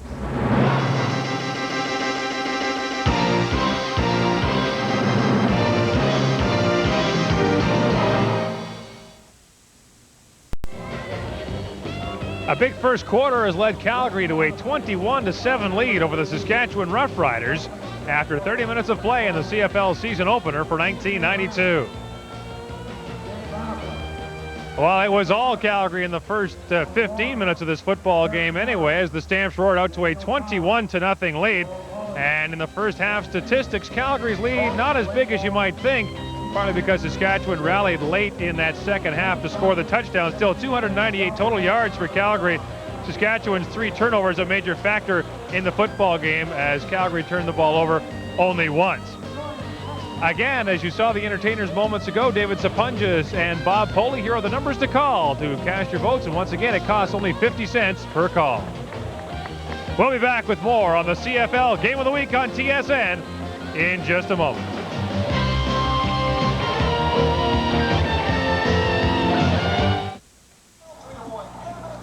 An ominous prairie sky over Taylor Field. We haven't been wet yet, but it could be in the offing. Well, they say there was a pretty nasty storm in Moose Jaw about a half an hour ago, and of course that, you know this better than I, but what's Moose Jaw, 20 miles from here or so? 40. Yeah, 40. And they say it might be heading this way, so we shall see. We'll keep our heads up for that. In the meantime, Saskatchewan with a late touchdown, right back in the ball game. Ray Elgard taking a 14-yard pass from Kent Austin, and it's 21-7. Calgary Stampeders on the return now, led by Derek Crawford. He has got great speed as Crawford moves to the far side and is finally forced out by Glenn Suter at the 39.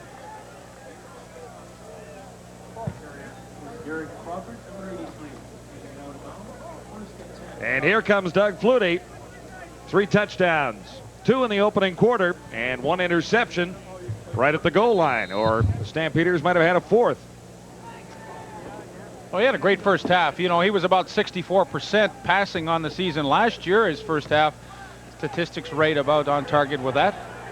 1st and 10 Calgary now at the 40. Alan Pitts makes the catch, and hang on, he couldn't hang on. Tyrone Jones covering on Alan Pitts. I thought he had it for a split second. Couldn't quite hang on, and I think this is really imperative for Saskatchewan to try and build on that momentum that they took into the locker room at the end of the second quarter. They got the good touchdown reception from Ray Elgard, and now a great opportunity for them defensively to get to the Calgary offense and try and shut them down and build on that momentum that they had at halftime. 2nd and 10 now. Stampeders at their own 40. Calgary leading 21-7. Flutie under some pressure, got away, and it was almost intercepted. Benson Donaldson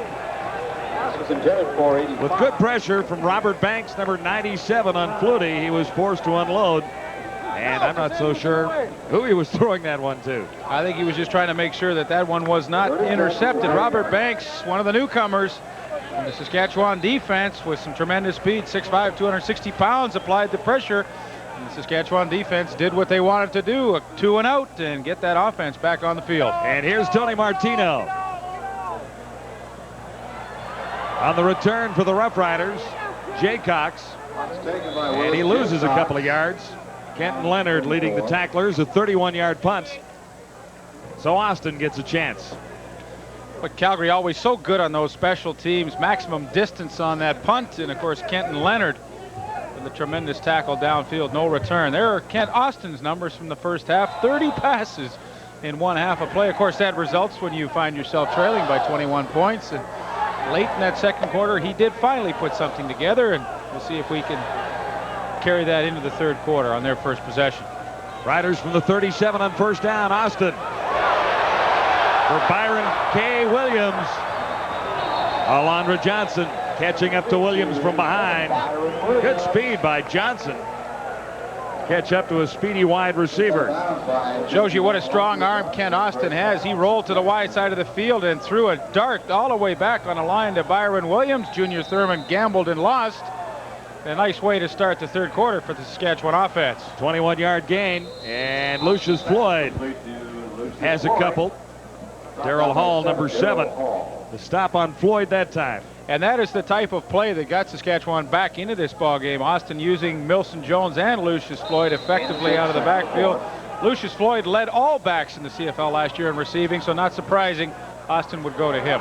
5 yards for Floyd, 2nd and 5, and Austin goes long for Don Narcisse. Maybe should have been a little more patient with that play. Well, I think so. I mean, we talked about this in the first half. Every time he tried to go over top of the Calgary secondary, he was intercepted. It was not a good situation for him to be in, but nevertheless, a few times every once in a while it's good to try and loosen up those defensive backs and just show them that you still want to get that bomb in there. But his bread and butter has been the short passing game. On third down, Mike Lozecki is in for the Roughriders.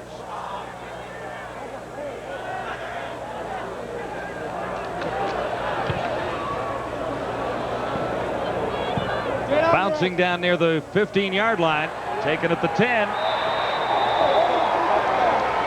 36-yard punts. Leading the tacklers for Saskatchewan, James King. Junior Thurman on the return.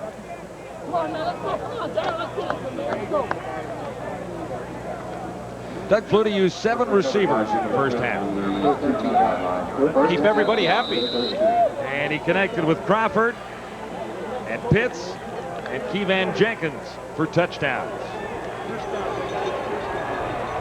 Calgary hemmed in, 1st and 10 at the 13.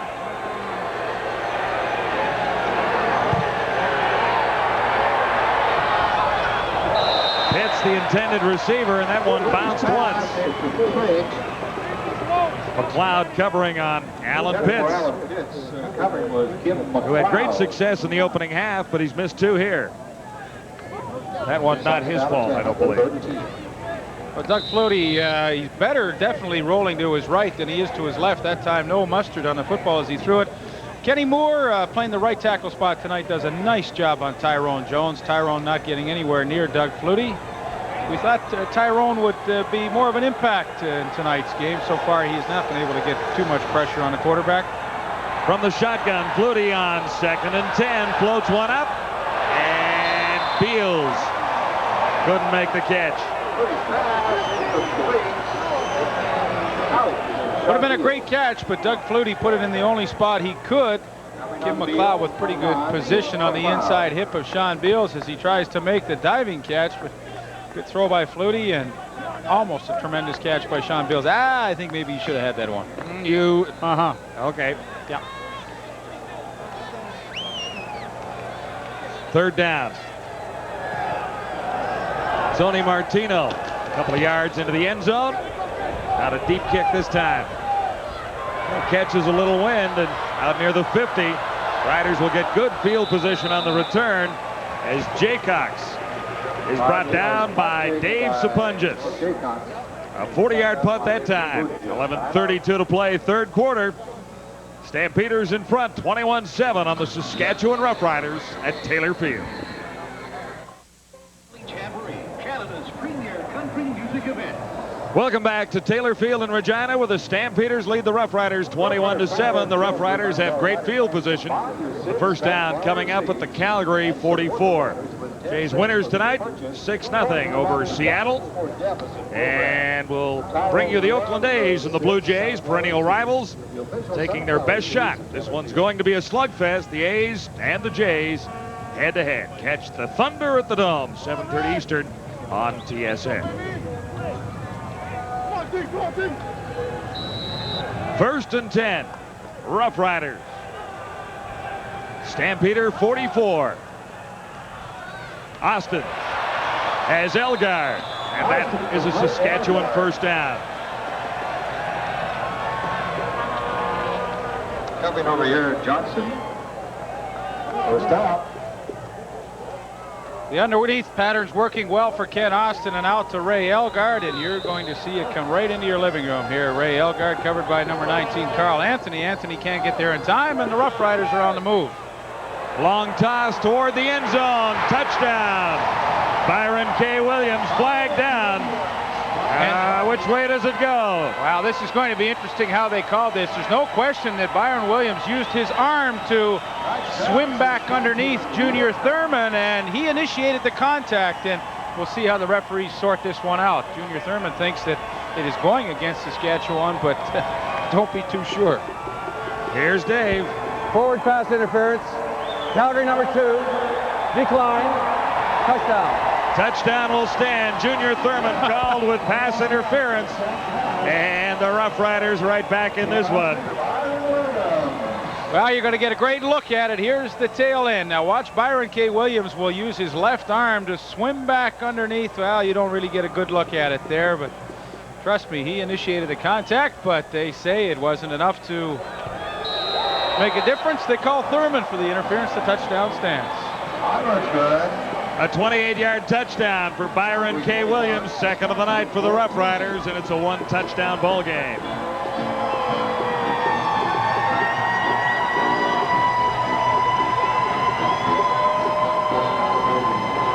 Deacon Jones is listed in the Calgary Stampeder fact book as the Secretary of Defense. Deacon, we welcome you to our telecast location here tonight. Your Stampeders looking pretty sharp.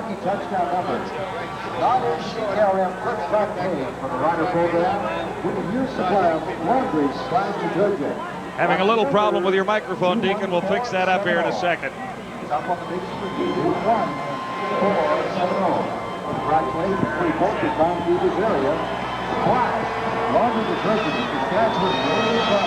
Ready for the Rough Rider kickoff.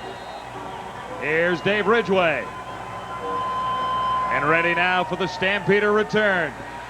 Here's Pee Wee Smith. Away from a couple of tacklers, and Smith out across the 35. Deacon, what a great start Doug Flutie had for the Stampeders here tonight. Yes, he did. Doug's a fine quarterback. Very difficult to catch. I'm sure happy I don't have to chase him, because a big field like this, he's tough. Deacon is one of the greatest defensive linemen in the history of the National Football League. Tell me about that last call. Now, you're a defensive expert. Well, I would have been a little bit angry if I was on the field right now, but I don't know if I know the rules well enough to challenge that call, but he looked like it was pass interference to me all the way. 1st and 10. Stampeders at the 36. Flutie steps up and fires. It'll be a first down for Sean Beals. Sean Beals, 88. Deacon, tell us how you ended up in Calgary.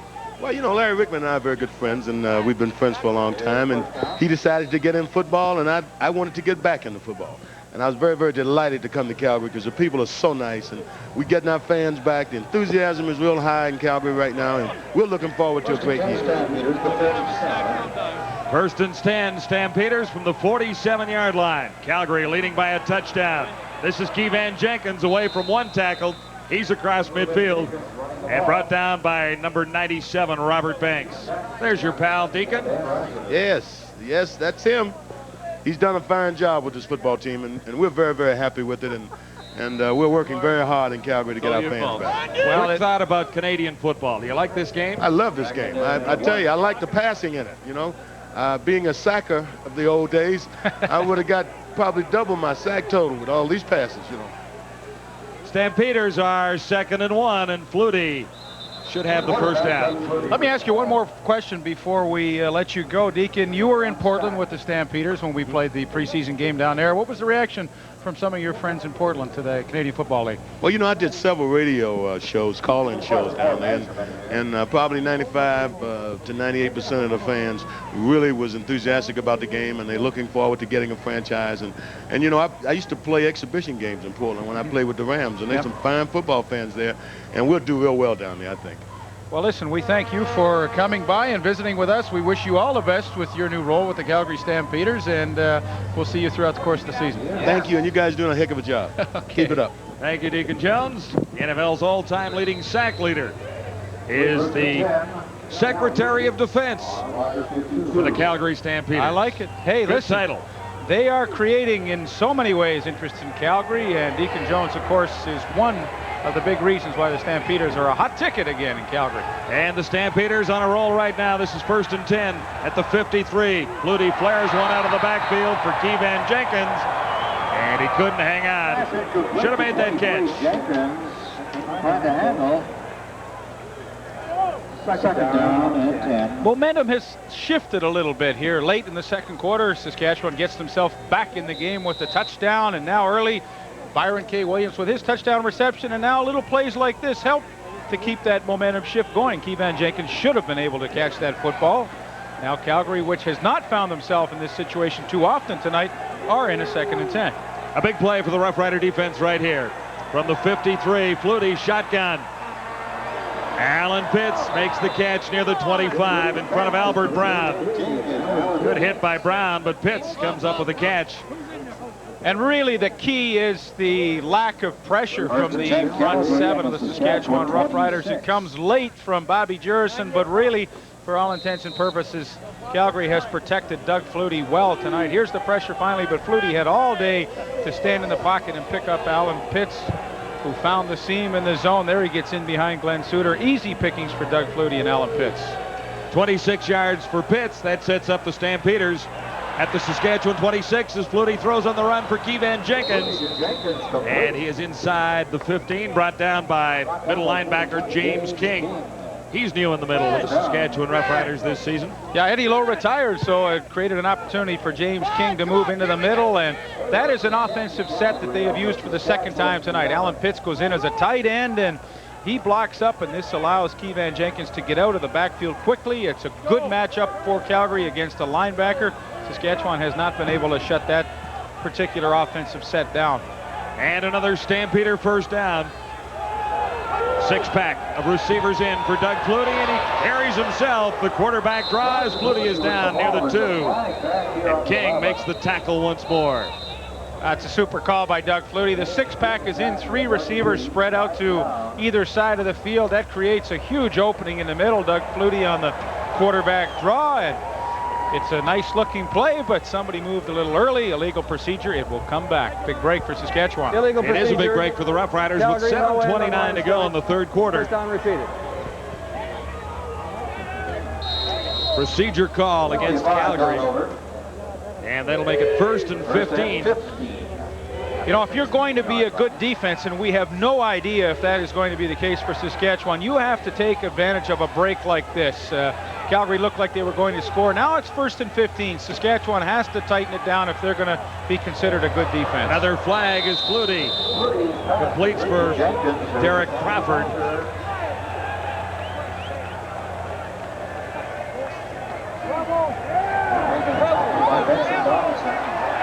Another penalty going against the Stampeders.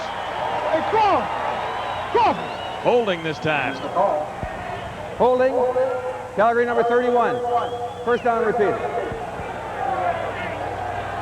Dwayne Ford, who was in at the running back position, gets caught for the holding. And Calgary, a team that very rarely beats itself, finds itself with back-to-back penalties, and they have pushed themselves back to the 26-yard line, which is a huge break for the Saskatchewan defense. Stamps leading by a touchdown. Face 1st and 25.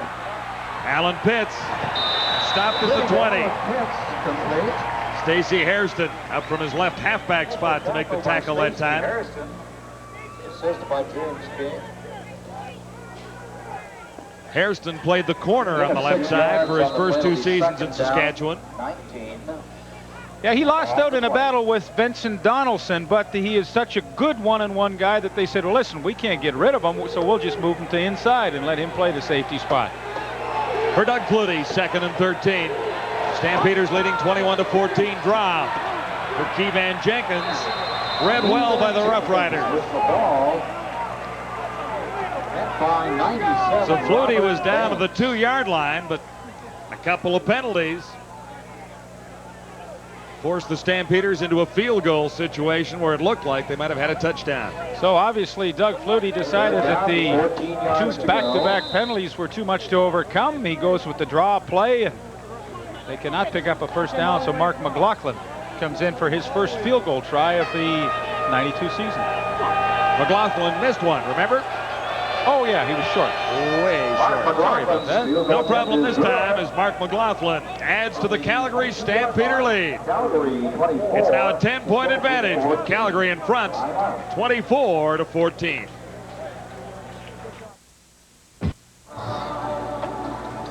Welcome back to Taylor Field in Regina as we kick off the 1992 season in Canadian football. Stampeders in front by 10, 24-14. With 5:51 to go in the 3rd quarter. CFL Report will precede our next game live from Edmonton Wednesday at 9 o'clock. And we'll see the Roughriders once more against the Eskimos. Saskatchewan impressive over the Eskimos in a preseason game. Edmonton will open in British Columbia against the Lions tomorrow night. Little drizzle on the crowd here, Leaf. Wouldn't be surprised. They say a storm's coming.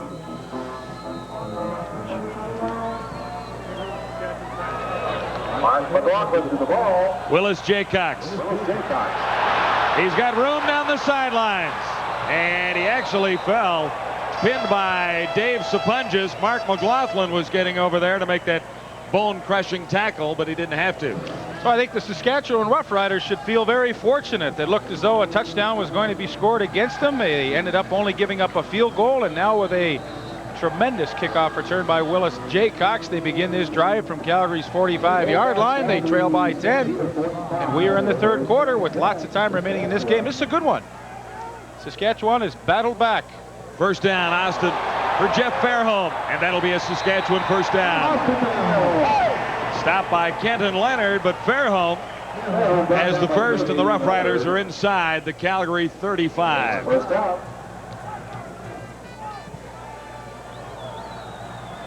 Fairholm goes to the inside and does a pirouette pivot back to the outside. Kenton Leonard cannot stay with him, and a nice catch and run. And Bilson Jones met by Matt Finley. Finley might be shaken up on the play. Jones has been effective coming out of the backfield in receiving assignments from Kent Austin. But he really has, you know, says an offense, sometimes you can't always do what you want to do. I mean, I know Ken Austin would love to throw posts and streaks down the sidelines and all the glamorous type of pass patterns. All those pretty passes. Yeah, that's it. But sometimes you have to be patient, and he has used Milson Jones very wisely tonight and picked up some good yardage in the process. Matt Finley being attended to by the Stampeder medical staff. Following tonight's game at Taylor Field, we'll present the TSN Turning Points. Brought to you by Sony. We'll see if we can find out what happened to Matt Finley here. Just toss it into the souvenir booth or hand it to a hostess. Thank you. The rest of us. Hard to tell. Milson Jones, a tough guy to bring down. Finley caused a loss of 1 yard, but he'll head to the sidelines now. Well, he really worked hard in the offseason to increase his speed, and for a linebacker of pretty decent size at 6'2", 2 1/4, he got it down to a 4.4 speed in the 40, and that is exceptionally fast. Hopefully he is all right. Looks as though he's in not too bad shape as he leaves the field, and he will be back shortly. This is 2nd and 11 facing Kent Austin now. Big pressure on Austin, and he was forced to unload in a hurry. Byron K. Williams was the intended receiver. So this drive will end with 4:35 to play, third quarter at Taylor Field. Roughriders trailing by 10 at 24-14.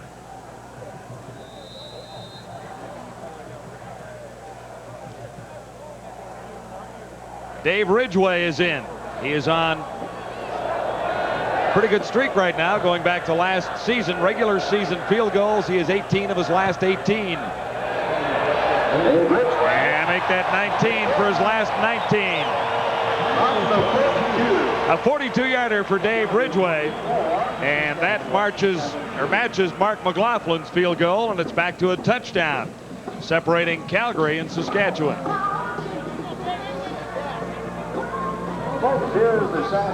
How about the entertainers at halftime? That was good. Bob Poley, Dave Sapungis. Now, you fans at home, you get to make the selection. Who was the winner? There are the numbers to call for Bob Poley or for Dave Sapungis. Only $50, and you can determine who is the winner of our entertainer segment at halftime. And the winner will get a $100 check to donate to his favorite charity. I thought D.K. Smith did a great job as the host of the entertainers. He was very good. Maybe he should win. Well, he might get into the contest before the season's over. I thought they were both very good. Bob Poley, you know, he did that song of his from the Long Branch, and what he was not able to tell you is that he is the owner of the Long Branch. So if you're in town, stop by and see him. He'll likely be there. Not singing, though. Pee Wee Smith. Smith sidestepping. He's out to the 35 and across. John Hoffman leading the Saskatchewan tacklers, but the Stampeders will be first down out near the 36. Injury update from the Calgary sideline. Matt Finley has aggravated a sprained ankle he came into this game with. He should be back, and the Saskatchewan Roughriders have gone away from their man-to-man defense. They're playing zone, and that's what's causing Doug Flutie so many troubles. He's got to be more patient. He's saying throw underneath the coverage. Sounds like a good plan. From the 36, Stampeders lead it by a touchdown. Keevan Jenkins, Rasevich got him and slowed him down. Robert Banks, number 97, was also there, and so was Ty Jones. You don't say Jonesy in the Saskatchewan dressing room this year. You got your Warren Jones, your Milson Jones, your Tyrone Jones, the Jones boys.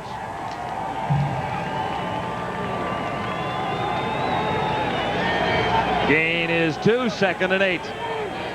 Flutie from the shotgun.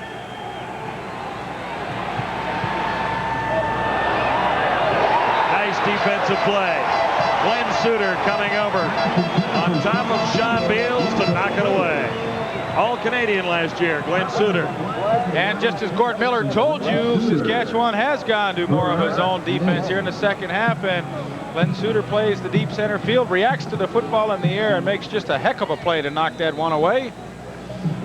the sports director of CJME Radio here. He said, the only thing I hate about this job, I got to get up at 4:30 every morning. And I said, hey, Glenn, I said, welcome to the real world, you know. Life in the media. Sure. Tony Martino, good kick. Chasing Jaycox back to the 26. Jaycox has been slippery on returns, breaks away again. He's got a blocker in front. There's a flag down. Jaycox looking to the end zone. Can he make it? Sapunjas caught him from behind. There is a flag down near the 40-yard line. Jaycox has had a great night.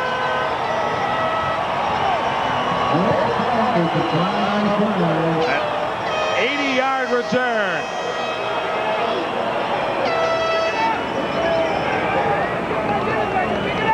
Tossed back by 25 Davis Sapunjas. Penalty call coming up. What a great return. Unfortunately for the Saskatchewan Roughriders, this one will come back and a lot of yardage is lost. Major foul. Face mask. Saskatchewan number 47. First down. Glenn Suter called on a face mask.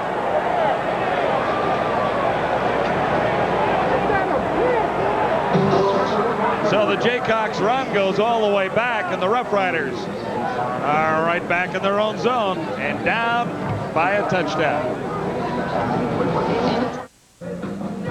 Glenn Suter will be all over me. I said it was the infraction against him. I thought Dave Ewell said number 27. In fact, number 47. And that cost the Roughriders an awful lot of yardage, Lee. About 95 to be exact. You won't see the infraction Kelly Trithard called on a face masking, but what a nice play by Willis Jaycox, who's done a super job tonight returning kickoffs and punts. Good effort by Dave Sapunjas to track him down from behind, but when we come back to live action, you will see that the ball is all the way back to the 13-yard line of the Saskatchewan Roughriders, and that translates into 95 yards back from where it might have been. Yes, down near the 14-yard line, or actually inside the 10. Right down there with the cheerleaders. Yeah. Spotted the ball right there. That's where Jaycox was caught by Dave Sapunjas. They would have liked that. That's right. Pretty good ball game going here at Taylor Field. The Roughriders off to a slow start. They fell behind 21-0. But Austin has brought them back with 17 points. 1st and 10 for Austin and the Roughriders now. Good one-handed catch by Lucius Floyd. Short of the first down, but good yardage for the Roughriders anyways. Deacon Jones has made his way down to the sidelines. He was up chatting with us. I want to show my vicious side. He is a big man. Yeah, I stood up beside him when we were chatting up here in the press box. He is a large fellow. Down, please. Gain was 8 yards for the Roughriders. This is 2nd and 2. Austin under the cover, and Floyd can't make the catch. Good coverage by Carl Anthony. So the Roughriders send on the kicking team. One return.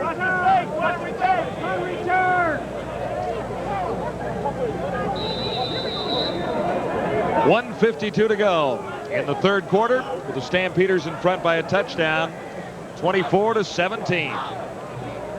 Mike Lazecki back at his 6-yard line. Good kick. On the return for Calgary, Pee Wee Smith. Tyrone Jones couldn't make the tackle, but he forced the play to the outside, and that was enough to limit the gain for Pee Wee Smith. 45-yard boomer for Mike Lazecki. There's Ken Leonard, the fine defensive back of the Calgary Stampeders, and he himself is a diabetic, and he does a lot of work with the Canadian Diabetic Association. He is having a golf tournament. So for all you people in the Calgary area that would like to participate in this for an extremely worthwhile cause, there is the number to call for tickets or donations, and good cause. About to get a round of golf in with Kenton. Yeah, maybe we can get there in time. Penalty markers are down on 1st and 10 from the 49 for the Stampeders. It looks like a procedure call. Flutie was on fire in the first half, first quarter in particular. And the Rough Rider defense has made some adjustments and caused him Illegal procedure. a little bit of a Calgary problem. number 64. They have. First down repeated. Doug Flutie had an extremely good offensive package ready for what he expected would be that attacking man-to-man style of defense, which he did see in the first half, which he victimized in the first half. Saskatchewan has gone to a softer defense here in the second half, relying on their defensive backs and linebackers to play in their zones and react to the football. They have been more successful, and Doug Flutie's numbers have dwindled. Procedure call makes it 1st and 15. Stampeders from the shotgun.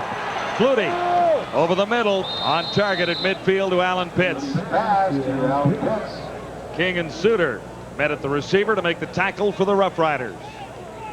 And this is why Alan Pitts is such a difficult receiver to keep in check. You know, man-to-man, we know what he can do. We've seen him earlier eat up a Kim McLeod for a touchdown, but against the zone, he is equally as good. As he knows where to find the open spots. He sat just in between the linebackers, James King and Tyrone Jones, and it was an easy reception for him to make. Those are his numbers on the evening. Good start to the season for him. And 13 yards on the previous play. This is 2nd and 2. Andy McVeigh goes for the first down and gets it for Calgary.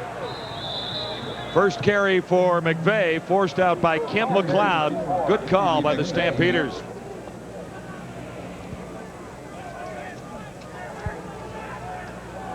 Bobby Jurison is trimmed down about 20 pounds for some more quickness. There he fights off the block of Bruce Covington. He is not able to track down Andy McVeigh out of the backfield. He was in perfect position but couldn't make the play. 1st and 10 Stampeders, Saskatchewan 39. This should be the last play of the third quarter. Shotgun again for Flutie. Room to run. Not this time. Rasevich up to put the head on Doug Flutie, and he's been shaken up a couple of times tonight. Not seriously, but that'll be the end of the third quarter. So the Rough Riders defense holds once more, and Saskatchewan stays within a touchdown of the Calgary Stampeders as we get ready for the final quarter at Taylor Field.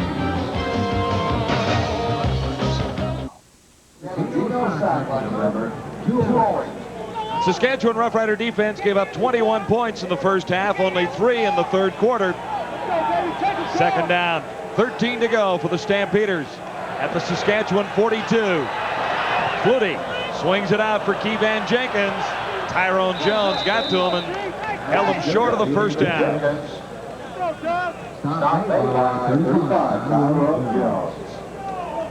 How's the matchup shaping up?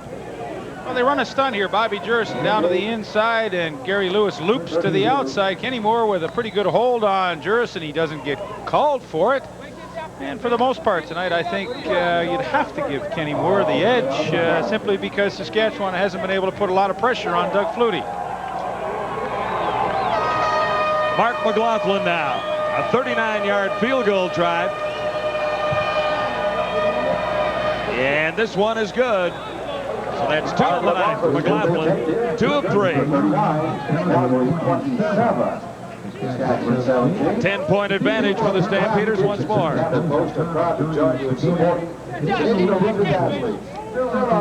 Numbers through 3 quarters on the scoreboard, 27-17 for the Stampeders. And after a hot start, the Stampeders offense has cooled somewhat. 382 net yards compared to 301 for Saskatchewan. Turnovers a big part of the story, and the Stampeders have the advantage in time of possession as well. 1st and 10, Kent Austin for Milson Jones. Big workhorse for the Rough Riders tonight. Short of the first down. Caught from behind by Matt Finley. It's all good to see Matt Finley back in the game. He went out with the sprained ankle. He is back, and Milson Jones this time has to stay down for some medical attention. But Matt Finley with the Stampeders all 7 years of his professional career, and as I mentioned earlier, really worked hard in the offseason to increase his speed to be able to cover those backs and inside receivers when he's called upon. He's down to about a 4.4, which is extremely fast for a linebacker. Jones 8 receptions for 60 yards so far tonight. Maybe we can see what happened to him when Finley got him from behind. Yeah, Milson got him earlier. Now Finley And back there you see, I believe, Sreko Zizakovic lands on the back of Milson Jones' ankle as he goes down, and I'm sure that's what caused it.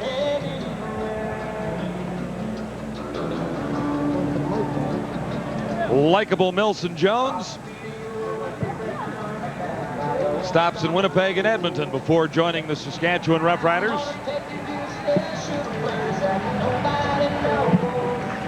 In his 5th season in Regina. Out of North Dakota, number 26, David Pitcher, comes in for Milson Jones.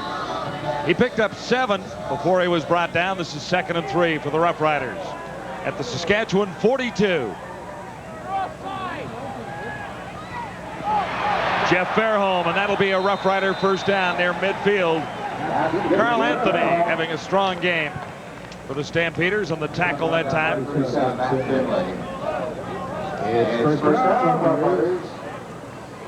Ken Austin going to the hurry-up style of offense to maybe inhibit the Calgary defense from making some calls and adjustments. Ooh.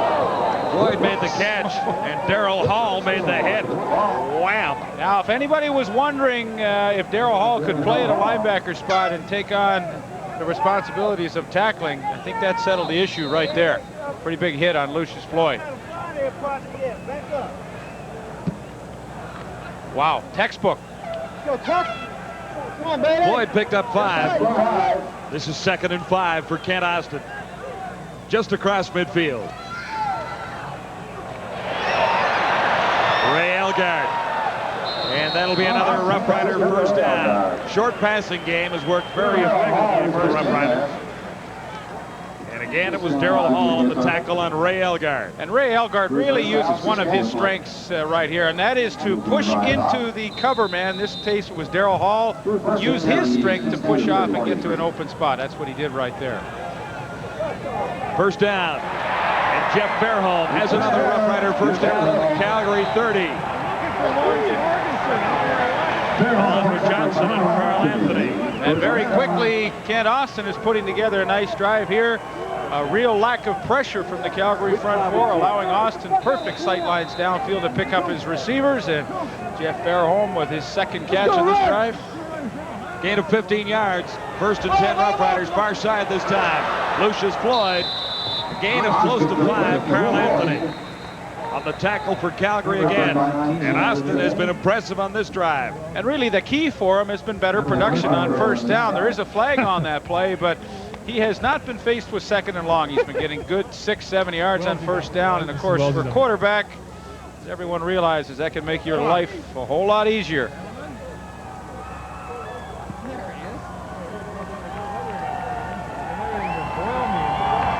We await the call from referee Dave Ewell. Offside. Saskatchewan number 80. First down repeated.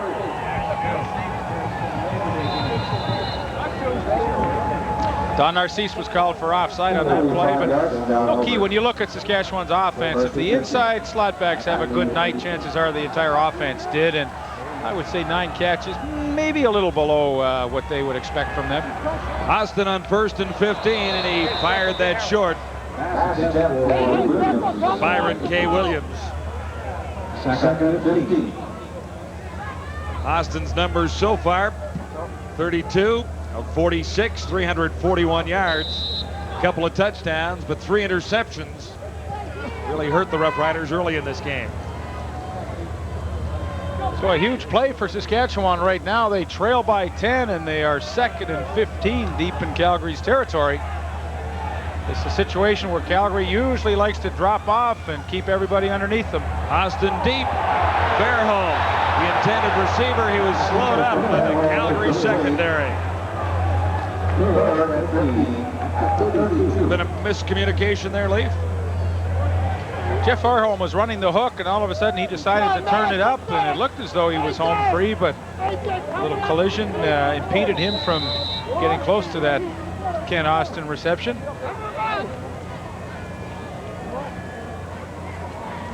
Austin not too happy on the sidelines. Ridgway is in. A 40-yard field goal try with Glenn Suter holding. And it's good. Right off the crossbar. How about that?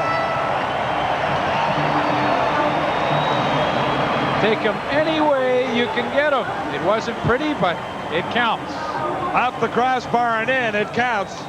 And a touchdown separating the Calgary Stampeders and the Saskatchewan Roughriders. A little Ridgeway luck right there.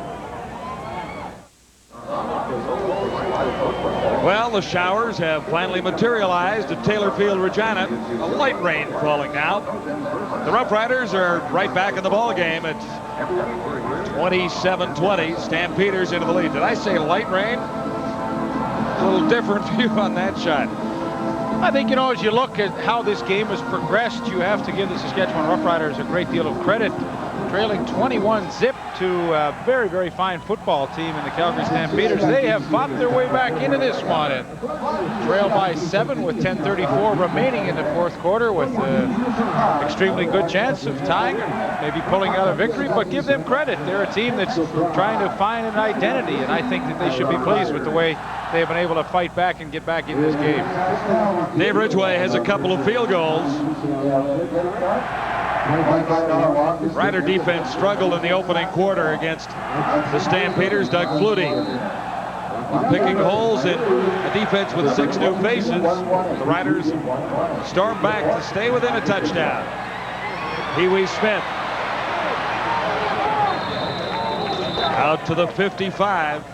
Albert Brown leading the Rough Rider tacklers. I think it's really interesting to note that the attack style of defense just simply didn't work in the first half for Saskatchewan. The adjustments they made were to soften their defense up, play more of a zone, sit off those receivers a little more. And I know it's not the style of defense that Don Matthews wants to play, but certainly it has been much more effective for him. Yeah, it's not the defense they advertised in Saskatchewan. But give them credit, you know, they're willing to change. From the 54, Flutie on first down. Keevan Jenkins. And he'll have another Calgary first down. He bobbled the ball as he was going down, but lucky enough to recover himself. And Doug Flutie, he's a pretty smart cookie too, and he realizes that Saskatchewan has changed their plan. They are playing a lot softer, so the little dump passes, the screens, those types of plays are the ones that are going to be successful, and he sure was with a little pass to Keevan Jenkins. From the 44, first and 10, Calgary.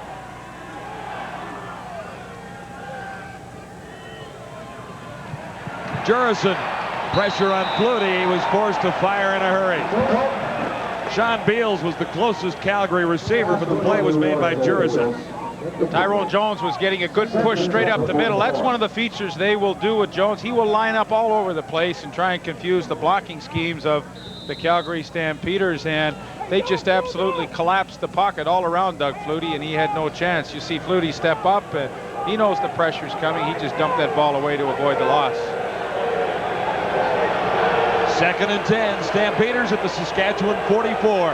Calgary leading by a touchdown. Shotgun, Flutie.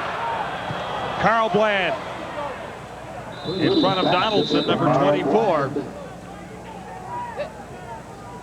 And that'll be a Stampeder first down. And what a disciplined pass pattern that was by Carl Bland. He knew exactly how far he had to go for the first down. 10 yards, he went down about 13 and then made his break, came back to the quarterback, kept that separation he had created, and a very disciplined pass pattern by Carl Bland. What an addition he was to their offense late last year, and of course now as a full-time starter this year.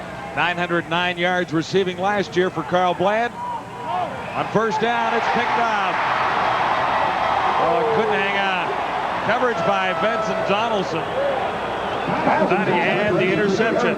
Well, he played it perfectly. He stayed right on the inside hip of Derek Crawford and then broke to the football at the last second and almost came up with the interception. Flutie made the right read, though. Saskatchewan blitzing and playing very close coverage on all the receivers. He picked out the right one. He just didn't throw it far enough. Good play by Donaldson. It almost bounced through to Crawford there.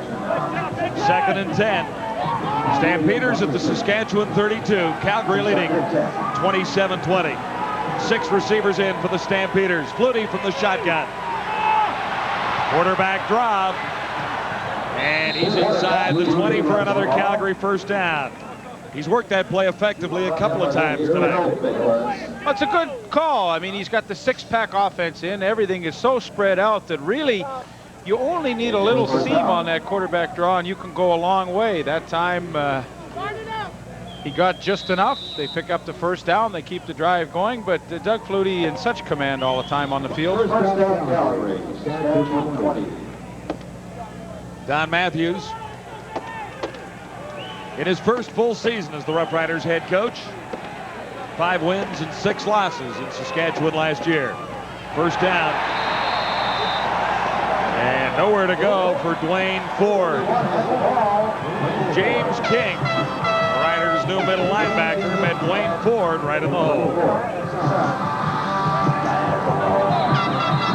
Well, there's so many instances in a ball game that you may look back and say, well, that was a point in the game where we turned it around or we made the play to win the ball game. And I think trailing by 7 here with 2nd and 11, Saskatchewan defense is really going to be called upon to do something spectacular and try and keep Doug Flutie at least to a field goal at this point. Pressure on Flutie again, and Pitts can't make the catch. Working in front of Kim McLeod. Flutie had to fire in a hurry. And all the different defensive fronts that they've shown Calgary tonight finally confused them, and Bobby Jurison was left all alone as he came in and put some pressure on Flutie. The ball was behind Pitts. He couldn't hang on, so the Saskatchewan defense did their job. 6:38 to go, 4th quarter. Mark McLaughlin. A 28-yard try this time. And the Stampeders are back in front by 10 points. McLaughlin and Ridgway have traded field goals much of the second half. Right now, it's a 30-20 lead for the Stampeders. Kicking off a new season, the CFL. Our game of the week live from Taylor Field in Regina. Good one so far. Stampeders in front by 10 points with 6:26 to play in the 4th quarter. A big Roughrider comeback after falling behind 21-0. Well, they did a nice job, but with only 6:26 to go, they have to at least score twice to tie this ball game up, and pretty tall order for Ken Austin. Willis Jaycox has had a couple of good kick returns so far tonight. If they get another one here, get some field position, he'll have lots of time. And don't think that Mark McLaughlin, the kicker, is he's noticed that. He knows what Jaycox can do, and I think that's made him a little nervous. He kind of shanks that one out of bounds. He will go back 5 more yards, and Saskatchewan Roughriders will get a nice opportunity to return this one. I don't think he wants to give it to Willis. No. Had a big one called back, a big punt return called Illegal back. kickoff. But you know, as a kicker, I don't think you can worry about those things. I think you have to say, look, I'm going to kick it where I'm told to kick it, and my cover guys have to worry about Jaycox. I can't be responsible for that. Jaycox had 2,779 all-purpose yards last season. Was second in the CFL. Penalty 5 yards. The Rocket was number 1. Jaycox can fly. Of course, he's got a lot of energy, too. Last year, he was playing wide receiver as well. This year, strictly returning kicks so far in the opener. McLaughlin set to kick it off again.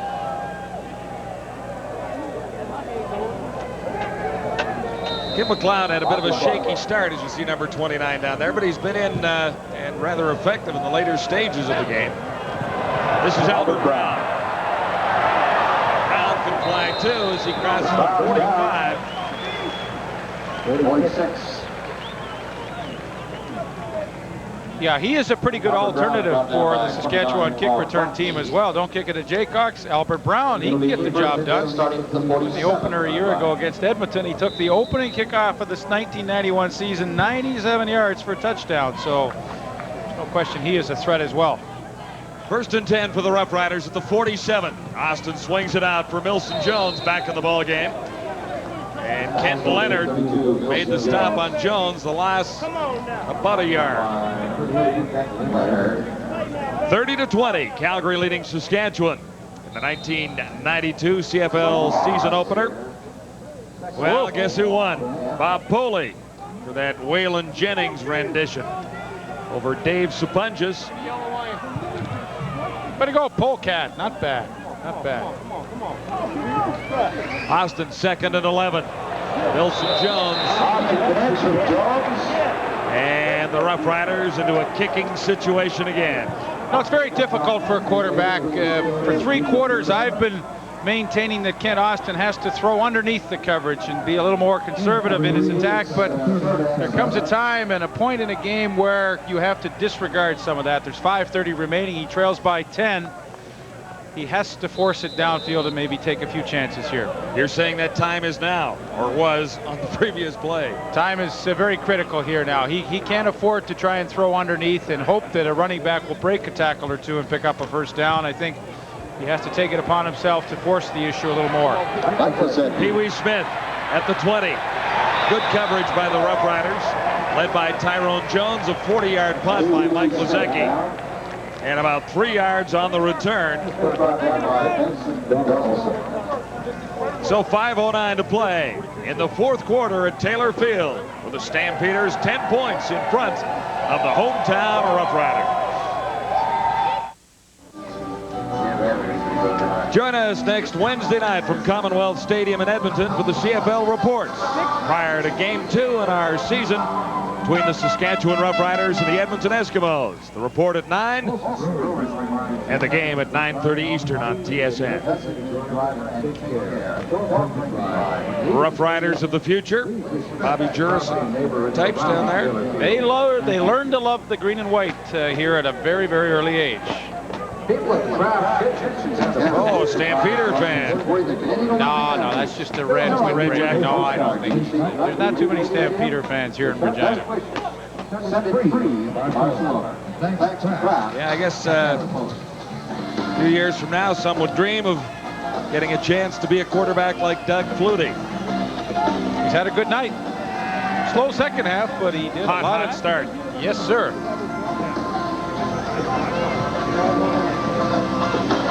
A 10-point lead for Flutie and the Stampeders. At one point, they led 21-0. Numbers on Doug Flutie: 21 of 39, 289 yards, and 3 touchdown tosses. And once again, the Saskatchewan defense is being asked to quickly stifle Doug Flutie and his offense and get the ball back for their offense. A little over 5 minutes remaining. They have to do a job in a hurry.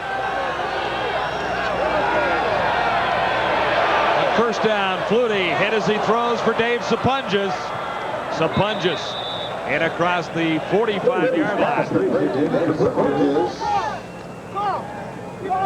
Offensive coordinator John Huffnagel as the Stampeders rolling again. Doug Flutie waits and waits until David Sapunjas clears the linebacker Dan Rasevich right there, and then down the seam, Doug Flutie has the ball perfectly on target. Where the Saskatchewan Roughriders had them backed up, now that long 46-yard reception by David Sapunjas really hurts. 4:17 to go, 4th quarter, 1st and 10, Stampeders, Saskatchewan 45. That's Keevan Jenkins, another first down, and he could score. Keevan Jenkins, 2nd touchdown of the night. It's a matchup that they've created for the 3rd time tonight, and it finally pays off with a touchdown. Every time they have shot Keevan Jenkins out into the flat, he has caught the football tonight. This time, it results in his 2nd touchdown. What a game he has had. 7 catches, 45 yards, and most importantly, 2 touchdowns. King missed the tackle. I don't know if Brown was surprised as Keevan raced down the sidelines. 122 yards for Keevan, I should say, 7 receptions. It's a lot to ask from your middle linebacker to move all the way out and cover a speedy running back, and he gets into the flat with some motion, and James King just simply could not stay with him. It's tough defense to be in, and Doug Flutie caught them in the right spot. They pick up the blitz. There's Dwayne Ford, put a block on Tyrone Jones, and Keevan Jenkins just simply outruns James King, and that about does it. It might about do it. 37-20 now. 2 touchdowns for Keevan Jenkins. And Flutie has used all his weapons tonight. He's got a few, too, doesn't he? Crawford, Pee Wee Smith, Carl Bland, wide receivers. Inside, Sean Beals and Dave Sapunjas, not to mention Alan Pitts. Oh, he's been able to spread it out around, and I think the most gratifying thing for Doug Flutie and John Huffnagel, who is their offensive coordinator, is when they have gone into different sets, they have tried to create matchups very favorable for themselves, and every time they have done that, they've been able to hit it. Willis Jaycox for the Roughriders with 4:03 to go, 4th quarter. Jaycox stopped near the 35. Greg Peterson was there. And Richie Hall, or Darryl Hall, was very far away. You know, it's so tough for a team like Saskatchewan playing against Calgary. Against Calgary, you just simply can't make a lot of mistakes and expect to win the football game. And those 3 interceptions really have come back to haunt Kent Austin. There are his numbers, but the 3 interceptions were the real turning point in his game tonight. The drop play to Milson Jones failed to work. Sreko's Izakovic. Harold Hasselbeck. 3:32 to play, 4th quarter.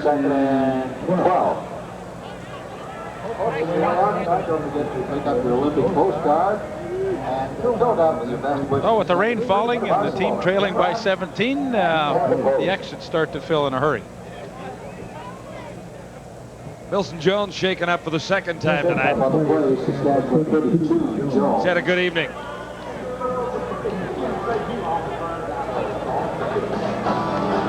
Calgary Stampeders will open at home against the Hamilton Tiger Cats next Thursday at McMahon Stadium. Game 2 for the Saskatchewan Roughriders on TSN Wednesday, July 15th.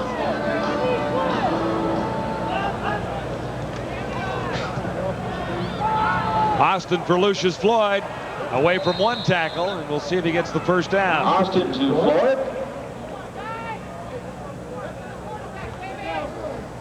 Boy, other teams watching this game tonight and watching the Calgary defense better take note. When they play against Calgary, they are going to have to be so patient in their attack. Calgary just will very rarely let themselves be beaten deep, and you have to pick away at that type of defense. 3 minutes, 4 seconds remaining in the 4th quarter. The Calgary Stampeders leading the Roughriders 37-20. Back for the final 3 minutes after this. As the steady drizzle continues here in Regina, Calgary pours it on, leading 37-20. Interesting thing about the way football games change. You'll recall that Saskatchewan punted about 2 minutes ago. There was a discussion on the sideline here about faking it, but Don Matthews decided not to. So our defense has been keeping Flutie under pressure. We've bottled them up. Let's punt it, keep them deep, and we'll get the ball back in good field position. 2 plays later, Calgary scored, and that's the ball game. Matthews had a stunned look on his face as Calgary ripped through the Saskatchewan defense. It really had kept Doug Flutie bottled up for much of this 2nd half, guys. Well, how good could the Calgary Stampeders be offensively this season? That's a scary question. I mean, they can be as good as they want to be. They have tremendous talent. They will be as good as few mistakes they make. The receiving corps is rather outstanding, as we've seen a pretty good display tonight. 3rd and 1, facing the Roughriders. Lucius Floyd has the first down. He ran right into Alondra Johnson. There's a marker down. 2:53 to play in the 4th quarter at Taylor Field. Darryl Hall's adjustment to being a linebacker seems to be a fairly smooth transition so far. Well, I think Offside. Calgary number 90. First down. I think it's a great one for Calgary because, I mean, he is physical enough to make tackles on the running play. I don't think they're worried about that, but it allows them. Lucius Floyd Takes the pass from Kent Austin with a penalty marker down.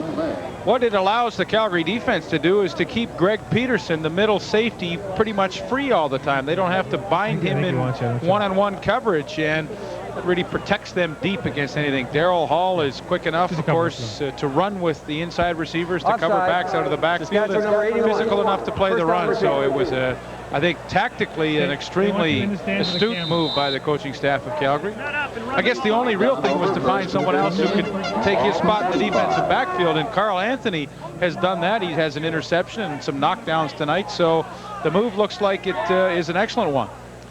Penalty against the Roughriders. This is 1st and 15 as Austin goes to the shotgun. David Pitcher makes the catch coming out of the backfield, number 26. And Darryl Hall was the first Stampeder on Dave Pitcher. 2:40 to go in the fourth quarter. Not there, not there. Put that there.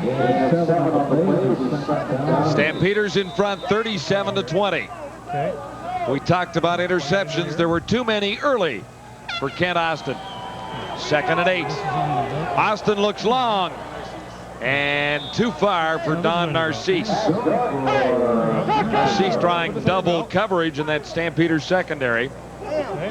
You want to talk to Keith? Well, you know, Kent Austin so desperately wants to, and has wanted to all evening long, complete a long pass, but this Calgary secondary just has said, no way you're getting a receiver in deep behind us, and that has been the case. And very frustrating for an Austin. He likes to generate offense himself, and he just hasn't really been able to do so tonight. Mike Lozecki in for the Roughriders again. 2:28 to go, fourth quarter. Upstairs.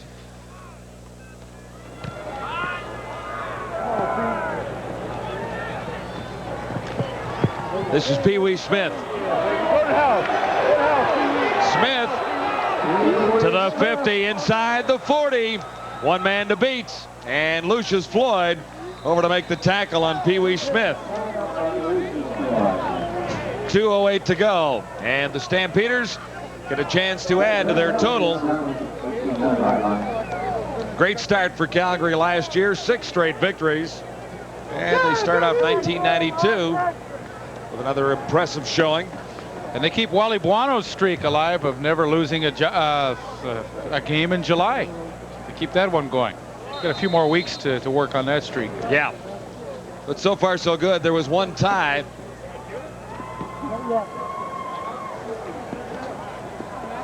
2:08 to go. Stampeders set up 1st and 10 on a good kick return by Pee Wee Smith. 1st and 10 Calgary at the 18. What's up, Columbus, Ohio?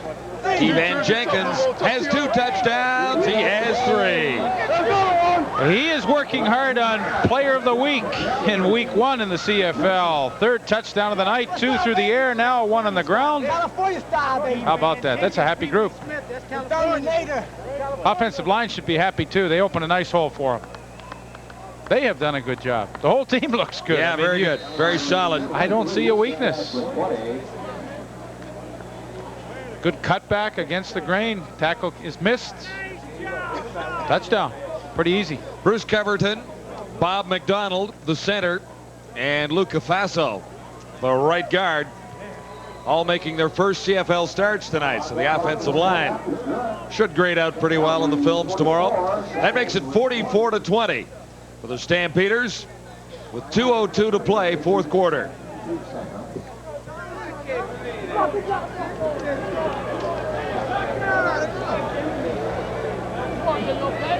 Keevan is thinking about retiring after this season. He said this is last year, I think. He has a Grey Cup ring from BC in -- '85. Grey Cup appearance last year.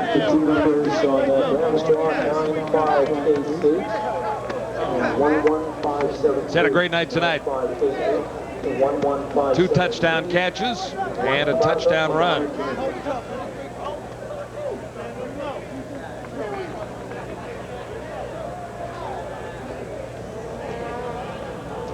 Rocco Romano. He's scary looking. He came over along with Doug Flutie from the BC Lions in that blockbuster signing in the offseason. And you talk about acquisitions, and of course Flutie was the most notable, but I think if you ask Wally Buono, the head coach, he would say as equally, almost equally as important was getting Rocco Romano in there. They had some holes in the offensive line, and he certainly has been able to fill one of them. 6 new faces on the Stampeders this season. 3 are from the BC Lions. Tony Martino, Rocco Romano, and Doug Flutie.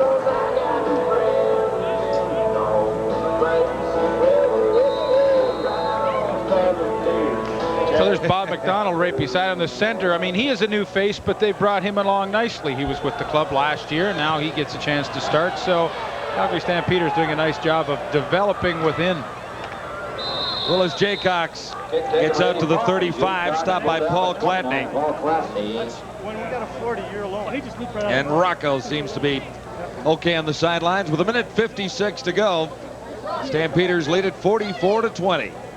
Yeah, the hurts don't hurt nearly as bad when you're ahead by 24 points. It's funny how the psychology of all that works. Saskatchewan will be a lot more battered and bruised tonight than the Calgary Stampeders will. 1st and 10 for the Roughriders, beginning at the 34. Elgard makes the catch near the 50. And Mark Singer made the tackle shortly after that. Tomorrow in Canadian football, the Argos open in Ottawa. It'll be Dexter's debut. Matt Dunnigan leads the Blue Bombers into Hamilton and Edmonton at BC. Jeff Fairholm. And another Saskatchewan first down. Riders down 44-20. So it's strictly statistic improvement time.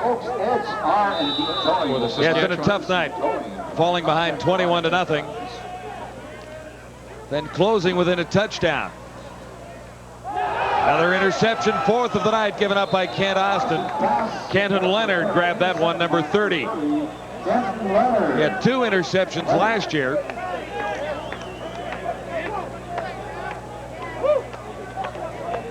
A minute 30 to go at Taylor Field. Well, you can't have any better position than Kenton Leonard had on Jeff Fairholm right there. Just stayed right on the inside hip when the ball was in the air. He reacted to it perfectly and comes up with the interception. And quite simply, Ken Austin tried to force this ball in. Probably at a more critical stage in the game, he wouldn't have thrown it, but with nothing to lose, he let it go, and he paid the price as he gives up his 4th interception of the night. Flutie still in there. Andy McVie. Okay, 34 McVeigh. Met by James King. Met by 41 James King.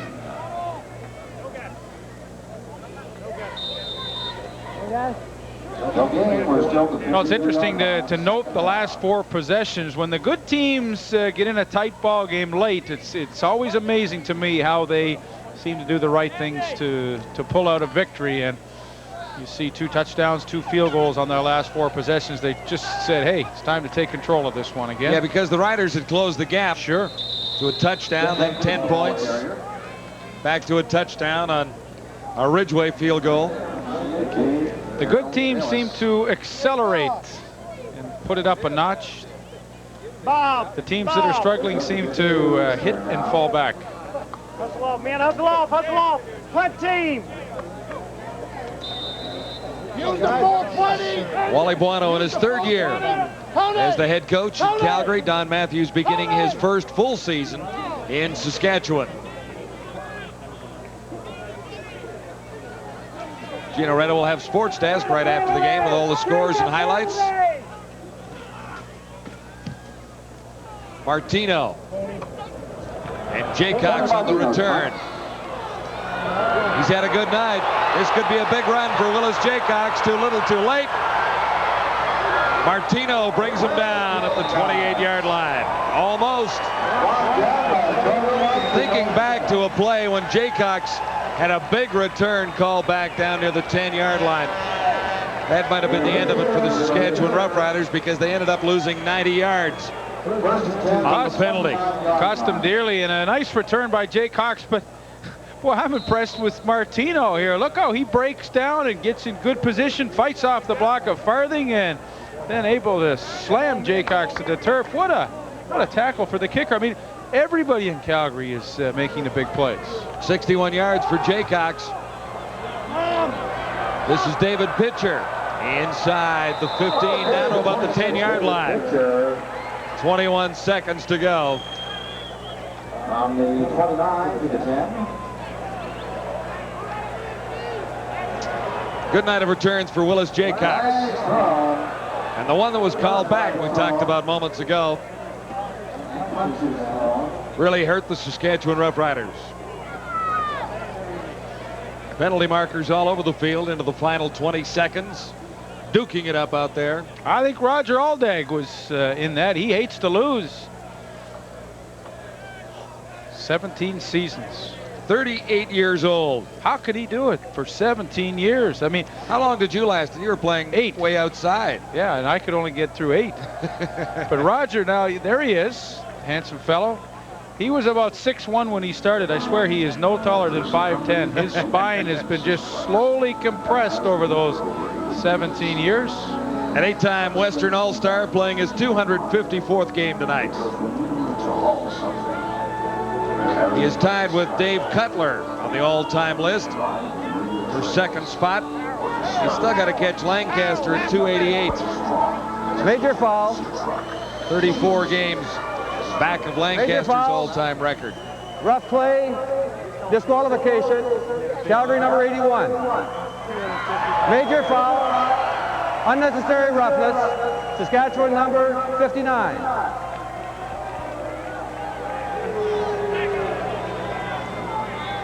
Craig Hendrickson, I think the ejected Rough Rider.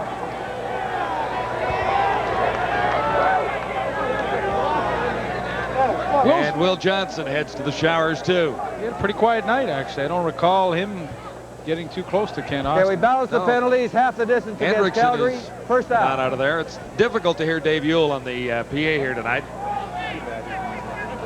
Craig is the son of a former CFL tight end, Lefty Hendrickson, who has another son, Scott, in a backup role along the Saskatchewan offensive line. First down, Saskatchewan. Remember Lefty playing with the BC Lions? I played 1 year against Lefty in 1974. He was a tight end, BC. Elgard has the touchdown. His second of the night. Austin to Elgard. And a few diehard Rider fans still hanging in at Taylor Field. Late in the second quarter, the Riders got their first touchdown. Good throw by Ken Austin. Nice touch on this ball. He gets it up and over. Darryl Hall, the defensive back. Ray Elgard gets in behind him. Nice soft hands as he hauls in his second. Even though it's kind of futile at this point, it's still, you know, you're working on things. Only 2 preseason games for Saskatchewan. This is their 3rd game of the year. They're still working and trying to perfect some things. So although they will not win this game, they want to try and function as well as they can. Austin trying for the 2-point conversion, and that failed. 17 seconds to go. Another little scrap out there. Ever get in a fight in a football game? Are you kidding? No, it's pretty silly, isn't it? You can hurt your fingers. That's right. 44-26 now. Stampeders have been in control all night long. The Riders came back within a touchdown. But the Stampeders opened it up again in the 4th quarter with 2 quick touchdowns. Up on the top of the screen, 2-1-3-3-7. Congratulations, report to the timekeeper's area. Again, Calgary's home opener against the Tiger Cats next Thursday at McMahon. The Rough Riders move on to meet the Eskimos Wednesday, July 15th at Commonwealth.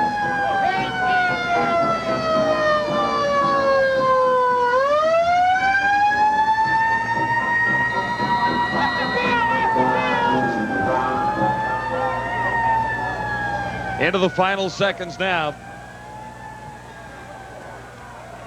Derek Crawford surrenders with 11 seconds on the clock. Zon Donaldson. No, Bray. First and 10 for Stampeders starting at the 27-yard line. Hope you've enjoyed the game tonight, folks. So with it all but over, Steve Taylor comes in to get final shot at putting something else up on the board for the Stampeders. 11 seconds to go. And if you're Steve Taylor, do you just air it out? I think you put your knee on the ground. Oh, yeah? Okay. The game's getting a little chippy. Good call by Wally Buono. Get Flutie out of there. No sense to risk any possible injury that could occur. And let Steve Taylor go in and take a snap or two. 9 seconds left now. Stampeders off to a quick start. They led 21-0 before the Roughriders got on the scoreboard late in the first half. They do look good. There you go. Consensus seems to be that the Calgary Stampeders are the team to beat in the CFL West this season. And the Roughriders were unable to do that tonight, as Wally Buono keeps a perfect July record intact. The 44-26 victory over the Saskatchewan Roughriders. Larry Rickman and the star quarterback Doug Flutie head to the showers. We'll continue from Regina in a moment.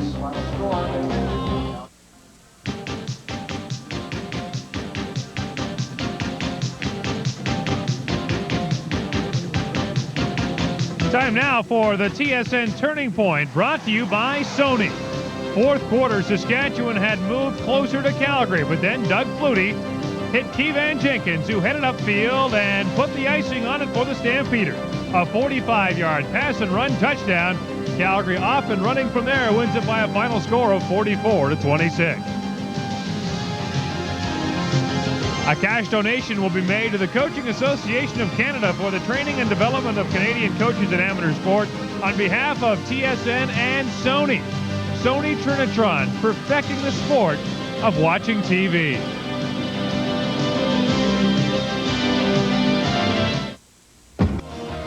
The defending Western Division champions are in great form early on. The Calgary Stampeders defeating Saskatchewan 44-26 as the CFL kicks off the 1992 season. On a night when the rain let up, the Calgary Stampeders simply didn't. This team, which was pretty good offensively last year, looks even better now with Doug Flutie. Even though the Calgary quarterback had his cold moments, clearly Calgary's offense was superior. Now the question is, how much superior is it to all the other offenses in the Canadian Football League? For the Saskatchewan Roughriders, a tough opening loss, and it doesn't get any easier. Next week they've got to go to Commonwealth Stadium to take on the Edmonton Eskimos, and we'll be there too, kicking it off with a CFL report at 9 o'clock Eastern time, and that is followed by football in week 2 of the season. It's the Saskatchewan Roughriders and the Edmonton Eskimos, July 15th, 9:30 Eastern time, 7:30 Mountain. Once again, our final score, 44-26, is the final in favor of Calgary.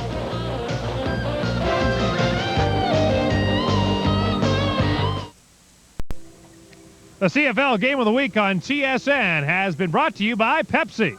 Gotta have it. Our final score, the Calgary Stampeders win the CFL season opener 44-26 over Saskatchewan. For John Wells and Leif Pedersen and all of us at TSN, I'm Gord Miller. Good night from Taylor Field.